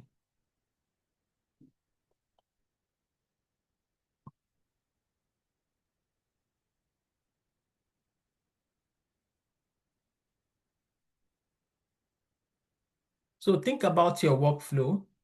Think about what you can do with it. Workflow activity. Let's go to workflow activity, then we'll go to what the workbook is. So this is some of our this is my workflow. So review emails and respond to those emails. So I created an email pro to help me. What is the problem with this, or how do I do it currently? It's manually done prior to me creating the custom GPT. It's time consuming. Sometimes by the end of the day, I'm getting close to 15, 20 emails, and I have to respond to them. Um, it takes me 1 hour, 30 minutes to review the emails and then action it. I'm not just reading the emails, remember, I'm actioning it. I'm responding to those emails, and I have, or even reviewing documents to respond to the emails and all. Okay. Or taking some actions before I respond to the emails. What is the desired outcome? I want my inbox to always be zero and all actions noted. Frequency usually is daily. Every work day, I have to review my emails. I have to respond to my emails. Information overload, repetitive sorting. Sometimes I need to follow up on those emails because I've flagged them to follow up on those. And what did I do? I created a custom GPT to take care of that. And now it takes me 2 seconds. If I don't have to action any email, if I don't have to action it, there is nothing to do. It's just a response. I already have the information and it's just a response. I copy it and paste it and give it some context, like how I want it to respond to the email. It just gives me exactly my tone. And I'll show you how I built the one that has exactly my tone because I gave it examples of my email. That is when you use the coaster. I've given you some examples of my own email and I want it to sound like me. The style is mine. It's sounding like how Uche would sound. Phone screening for candidates is manual. It captures because I do HR and operations work. I work as operations manager in an organization, in a not-for-profit organization. So I do both the HR work and the operations work. So do phone screening for candidates. It's manual. So when you are doing the phone screening, usually you are writing notes as they are, as they are responding, you are writing down the responses, right? Whatever the question you've asked them.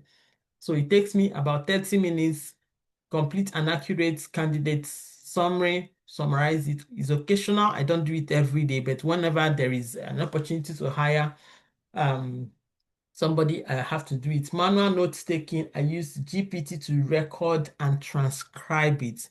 Now, I don't do anything. I just tell my chat GPT, this is what I want you to do.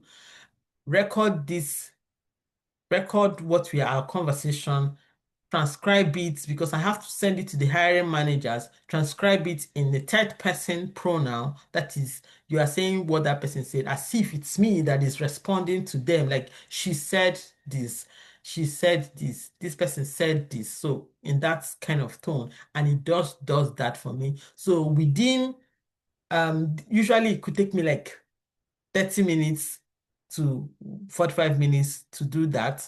But now it just takes me 10 minutes because the interview questions will usually take me 10 minutes to go through. It takes me 10 minutes or 2 minutes, 3 minutes. I just review and send it to the hiring manager. Okay, creating presentations.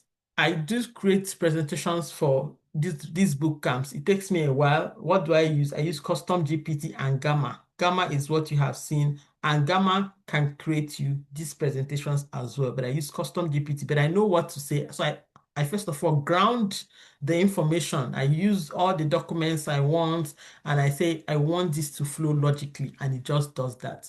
So you may want to use this workflow activity. Think about the daily tasks that you do every single day. How are you doing those daily tasks? What are the challenges you are facing in those while you are doing those daily tasks? How many hours are they, like those tasks? How many hours do they take you? What is the desired outcome? Because we are redefining our workflows. For us to understand even the workflows, we need to write it down. What is the desired outcome? Do you want to be able to respond to people very fast? Do you want to have more clients? What is that desired outcome you want to get? And then what is the frequency? If it's something that maybe once in a while you do it, then there might be no need to automate it. There might be no need to create a custom GPT for it. But if it's something you do daily, weekly, occasionally, you may want to create custom GPT, especially when it takes you, time. You may want to do that, right? And then what solution can you think of that um that maybe custom GPT could be the answer, maybe automating that task could be the answer. Do you want to increase your visibility? What is that workflow? What is it for you? Yeah, yeah. And what workflows are you going to be automating? So this is our first level in automation. I would say the very first because there are other systems we're going to be working through as we move on. So use this. You can add yours here. Anybody can add theirs here. You can also download this and work with it throughout this week because next week we are moving to a different thing. We are talking about image media generation, including image, video, posters, posters, infographics and all whatnot. It's amazing. It's wonderful. I don't even know because it's amazing what next week is going to look like. I'm just so excited that we all have this opportunity to learn. So excited. So let me go back here and look at this workbook, what we are supposed to, or what we are going to look at, what we are within the week, what you can look at. So I want us to be able to create an email response chat GPT. John has been able to do this.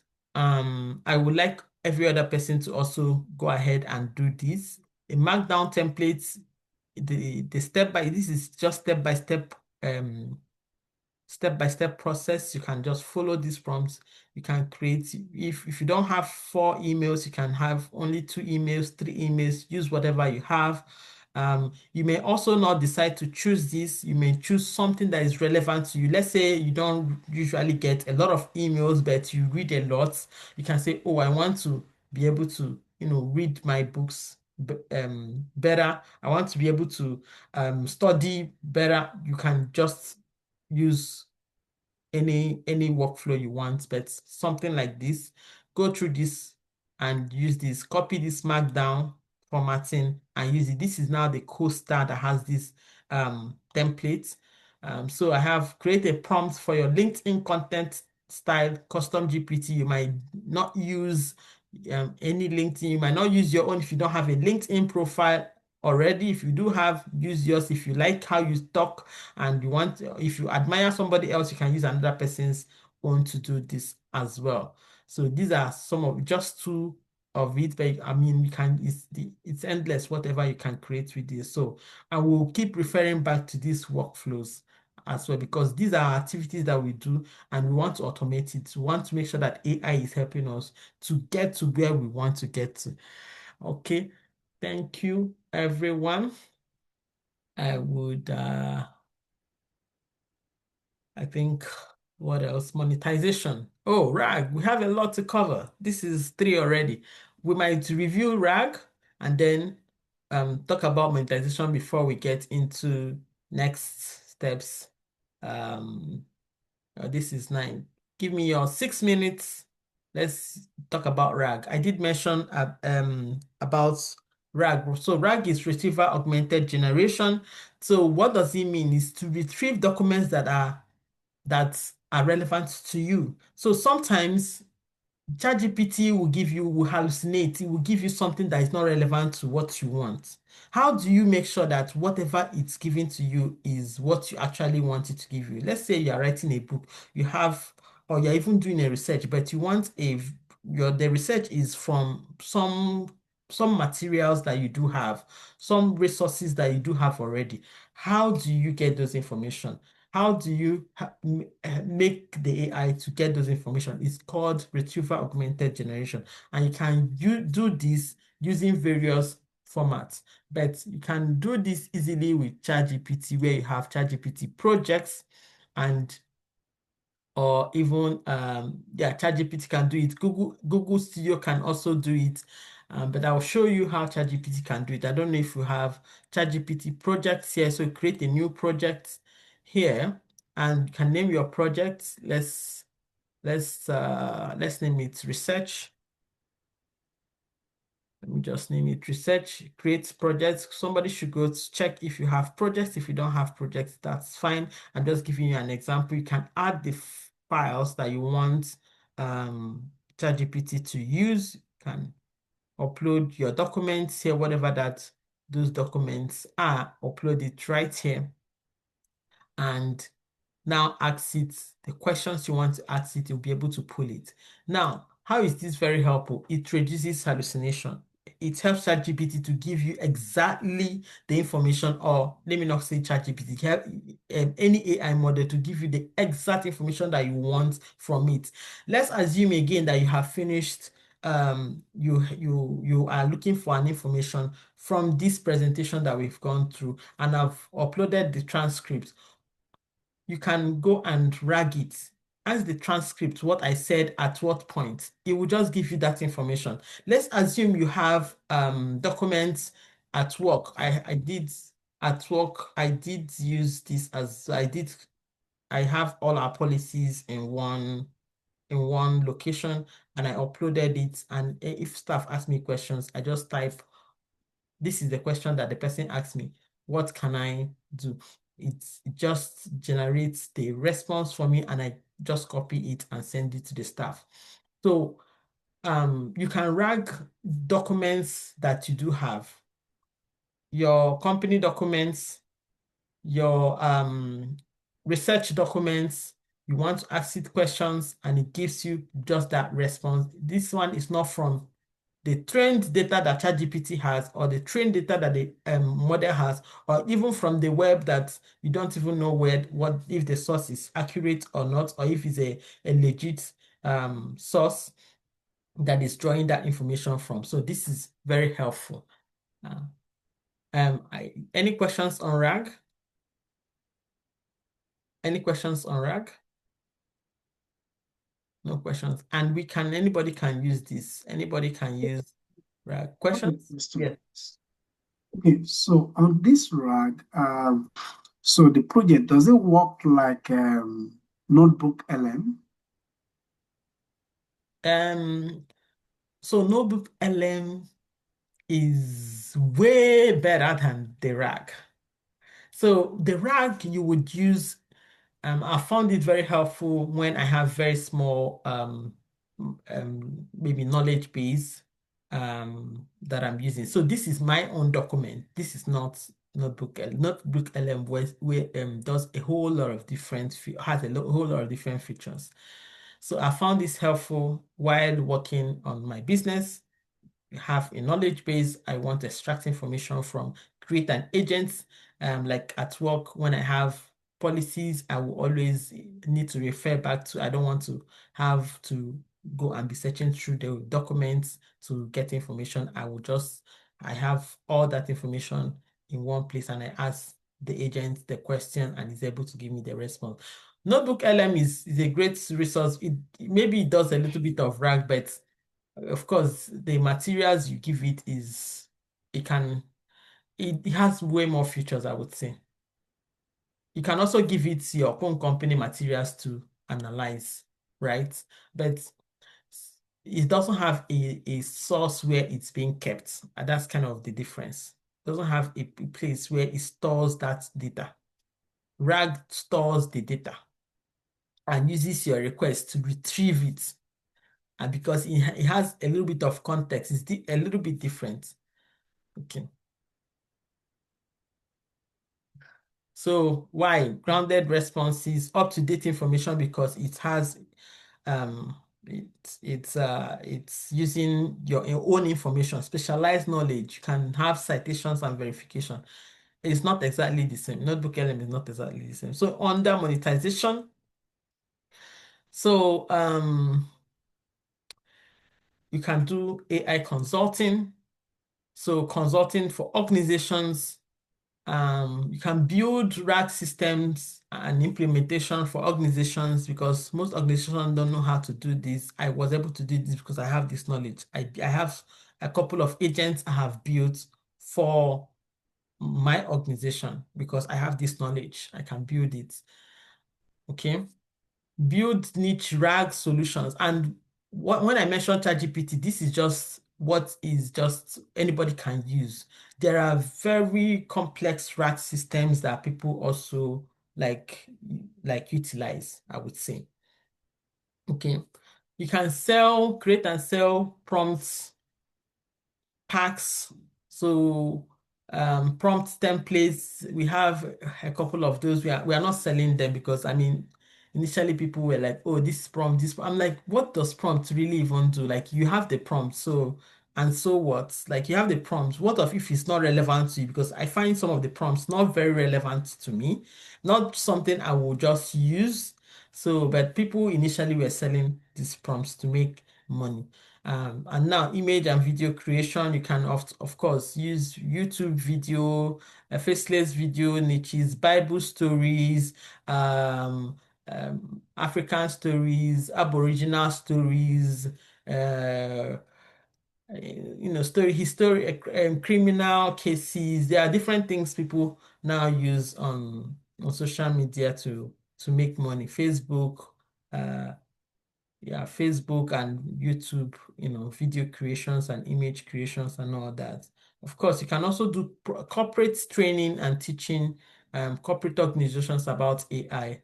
These are some of the things anybody can use. Online courses and tutorials, creating clones, AI clone generation. I know now you can clone your brain. It's weird, right? It's weird, but if people can clone their brain now, what does it mean? It means that you already have a wealth of knowledge, and anything that you do have, music, image, whatever that is, AI can predict for you because AI is primarily a prediction engine. It can predict what it could be when you give it the right parameters for it to work with.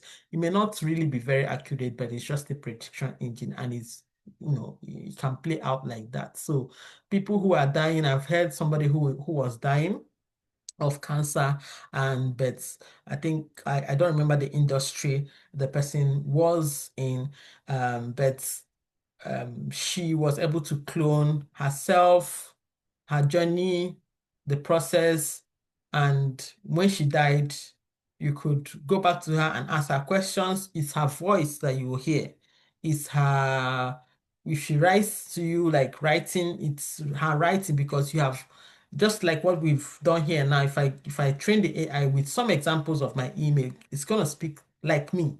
And if you want any of my custom GPTs that I've created, I'm happy to share it with all of you as well. The last set that we, worked with, um, they used my custom GPT for email response pro, and they found it very helpful because of how it was trained.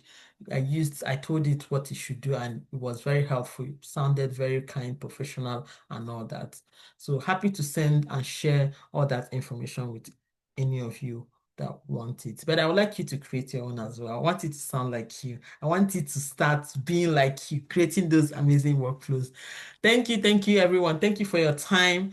I Sometimes, if you leave me, I will keep going because AI really excites me. I get excited, and it's growing. It's a growing field, so it's amazing what AI could do.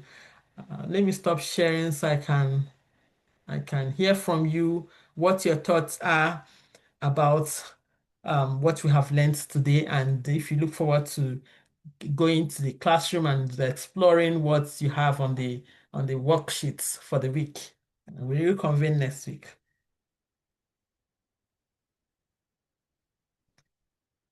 Tell me.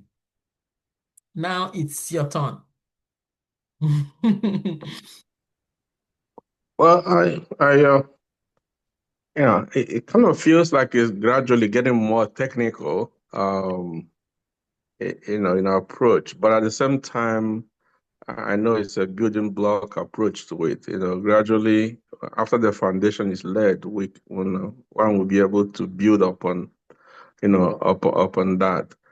I think the other thing I'm wondering, I mean, not that we are children, but maybe because we're doing it hands-on, it might be the first time, it might appear technical at that point, but maybe if we have specific tasks to do or to accomplish before the next class, then that way it will be a practice session, for us. I know they're out there. You can say, go to the classroom, do this, do this, do this, but then you get lost in the whole process. Just internalize the whole learning.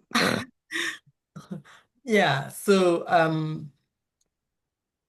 I understand what you have said. Yes, so um, um, just a little bit of clarification. So you want a practice before some practice before the next class, not after the class. Is that correct? Or tell me. Uh, so the next class, you kind of make a presentation of what you did from the last session. Like, I mean us, not you. Yeah. Okay. So that would I don't be, know. yeah.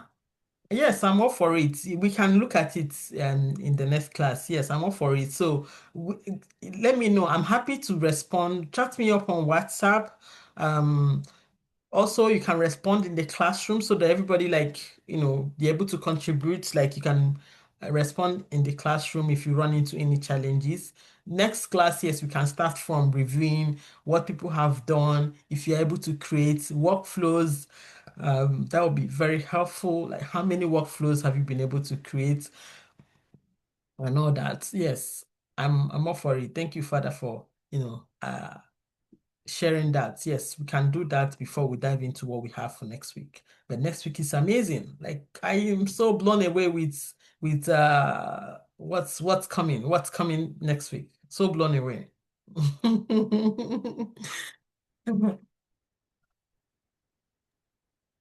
And one more thing, when you say technical, what do you mean by technical? Like, go to Google AI Studio, copy this prompt, paste this prompt. Is that what is technical? Tell me.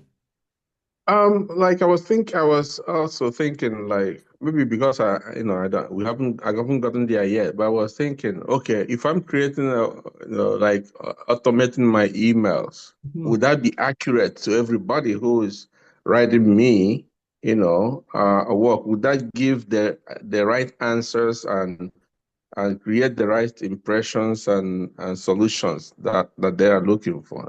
So I'm wondering, is Yes. there a way to tailor that? Yeah. Yes. So the way to tailor it is context. Okay. So you are giving it the email you wanted it to respond to, and you are also giving it the context. So how I work on this is I will tell it this is the response I want, and I'm not typing. I'm just speaking to the AI because it has a voice input. I want you to start using all these things. It has a voice input, right? If you go to Gemini, you see that the Gemini has a voice input where you can just speak to it. You click on it and speak to it.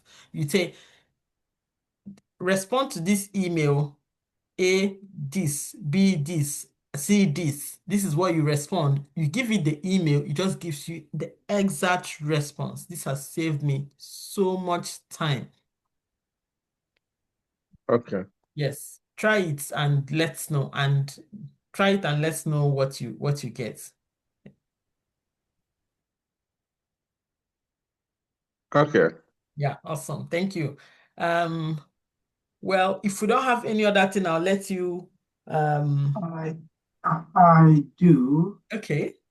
Okay, so all right, thank you so much for the session. So I think You're it's an eye welcome. opener, You're welcome. even though like my the other colleague mentioned that it seems to be a bit technical because I think the AI I've been using before is not a child's play compared to what I'm seeing tonight.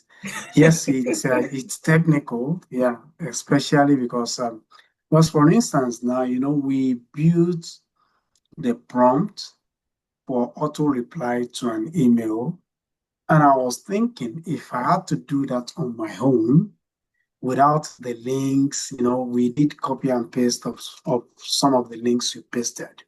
So if I just want to conceptualize something from the scratch, so how do I go by it without having any link, to probably reference to facilitate that. So that's what I've been trying to think of in my head. Okay, so that is when you are creating a new email. Is that correct? Yes, maybe if I want to create a new email or I want to create like a response and I want to do anything and I don't have access to all those links, we copied some of the links you provided into AI Studio.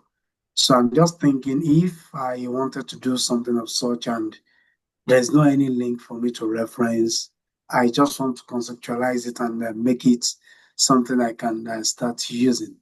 So how do I go about it So that's what I've been thinking of. I don't know if you Yeah, actually I got my do. I point. do understand you. So let me show you what we talked about. So we talked about meta prompting, and what that meta prompting is guiding the model to reason reflect, and refine. So um we gave you these links because we wanted you to use the links as so you have the best practice. Okay, now you are creating your own. You already have that architect, you have the prompt architect, so you have that prompt already to work with. Okay, in the workbook as well. I know why you asked this question. It's just because you haven't done that practice. So in the workbook, you understand it clearly because this one we're just following the instructions. But in the workbook, you will see that it has the steps. You are creating a prompt email response. You are giving it a goal or giving it a build a reusable master prompt that lets the ChatGPT write emails on a topic in your exact style using 4 to 5 of my real email and explanations because this is a guide. Now, let's say you want to create a book. You will now start thinking, okay, I want to create a book. It's just for me to tell ChatGPT, and you don't have to do it by yourself. Now you can go to ChatGPT and say, create a prompt for me that will help me to create a book, right? Using best practices. So these links that I've given to you is also in the classroom. Okay, so but you want the best practices like how will Google create me these prompts? How would uh, OpenAI, this is their cookbook, this is their prompting guide. You want to use their guide because they are the ones that created these tools. So I'm using their guide. So they are giving me the best practice. And that's the best approach because if you use their guide, they are the people that created these tools we are using, right? So they have a guide on how to create these things. So I'll just use their guide to help me. So you have the Google Cookbook, that's the first one, which is the white paper. You have the OpenAI Cookbook. We call it the cookbook because it's a prompting guide. The rest, I think there are 6 of them. Anthropic prompting engineering overview, Anthropic guiding principles, Anthropic multi-shot prompting, chain of thought prompting, use XML tags and chain prompts, all of that from Anthropic, 6 of them as their prompting techniques. And I want to use this to create something that has a book. If I have a book that I already have and I have it as a template, I can say, okay, I want the book, I want you to create it in this format. The book you want to write, to write, I want you to be in this template, and you upload that book, the book that you have maybe it's in PDF, you upload it. Say, this is an example. I want you to use this example to create it for me. Okay. So, but all these things I've said now is here. By the time you practice the first one, second one, you'll be able to create any kind of workflow. And as we move on, you will see this play. You will see how you are going to be playing around with all these workflows because all these things we are doing, image creation, video creation, media creation, all of them will require some level of workflow. And you see how it plays out. And before you know it, before the end of this session, you should be able to create any workflow that you do, that you do execute. Okay. I hope that was helpful. Yes. Yeah, very, very, very, because actually it's a breakthrough because before now, what I do is I create my own prompt, forgetting that, GPT can create a prompt which I can use to prompt whatever I want, So it's a breakthrough to know, yeah, that the prompting work can also be done, Yeah. and an accurate one for that matter. Yeah. Exactly, like a superior prompt, like because I don't really have the vocabulary, I don't even understand the prompting guides, but ChatGPT can help me create all that. Yes, really. Okay, thank you, everyone, and have a lovely weekend ahead and a lovely week ahead. And we'll see next week, Saturday. Is Don't miss it. Don't miss it. I don't know how else to say it. Let me say again, don't miss it because it's gonna be mind blowing. Please, mind blowing. So don't miss it. Thank you. Take care. Bye All everyone. right. Thank you. Bye. Bye. All right, thank you. Bye, Bye. everyone. Yeah.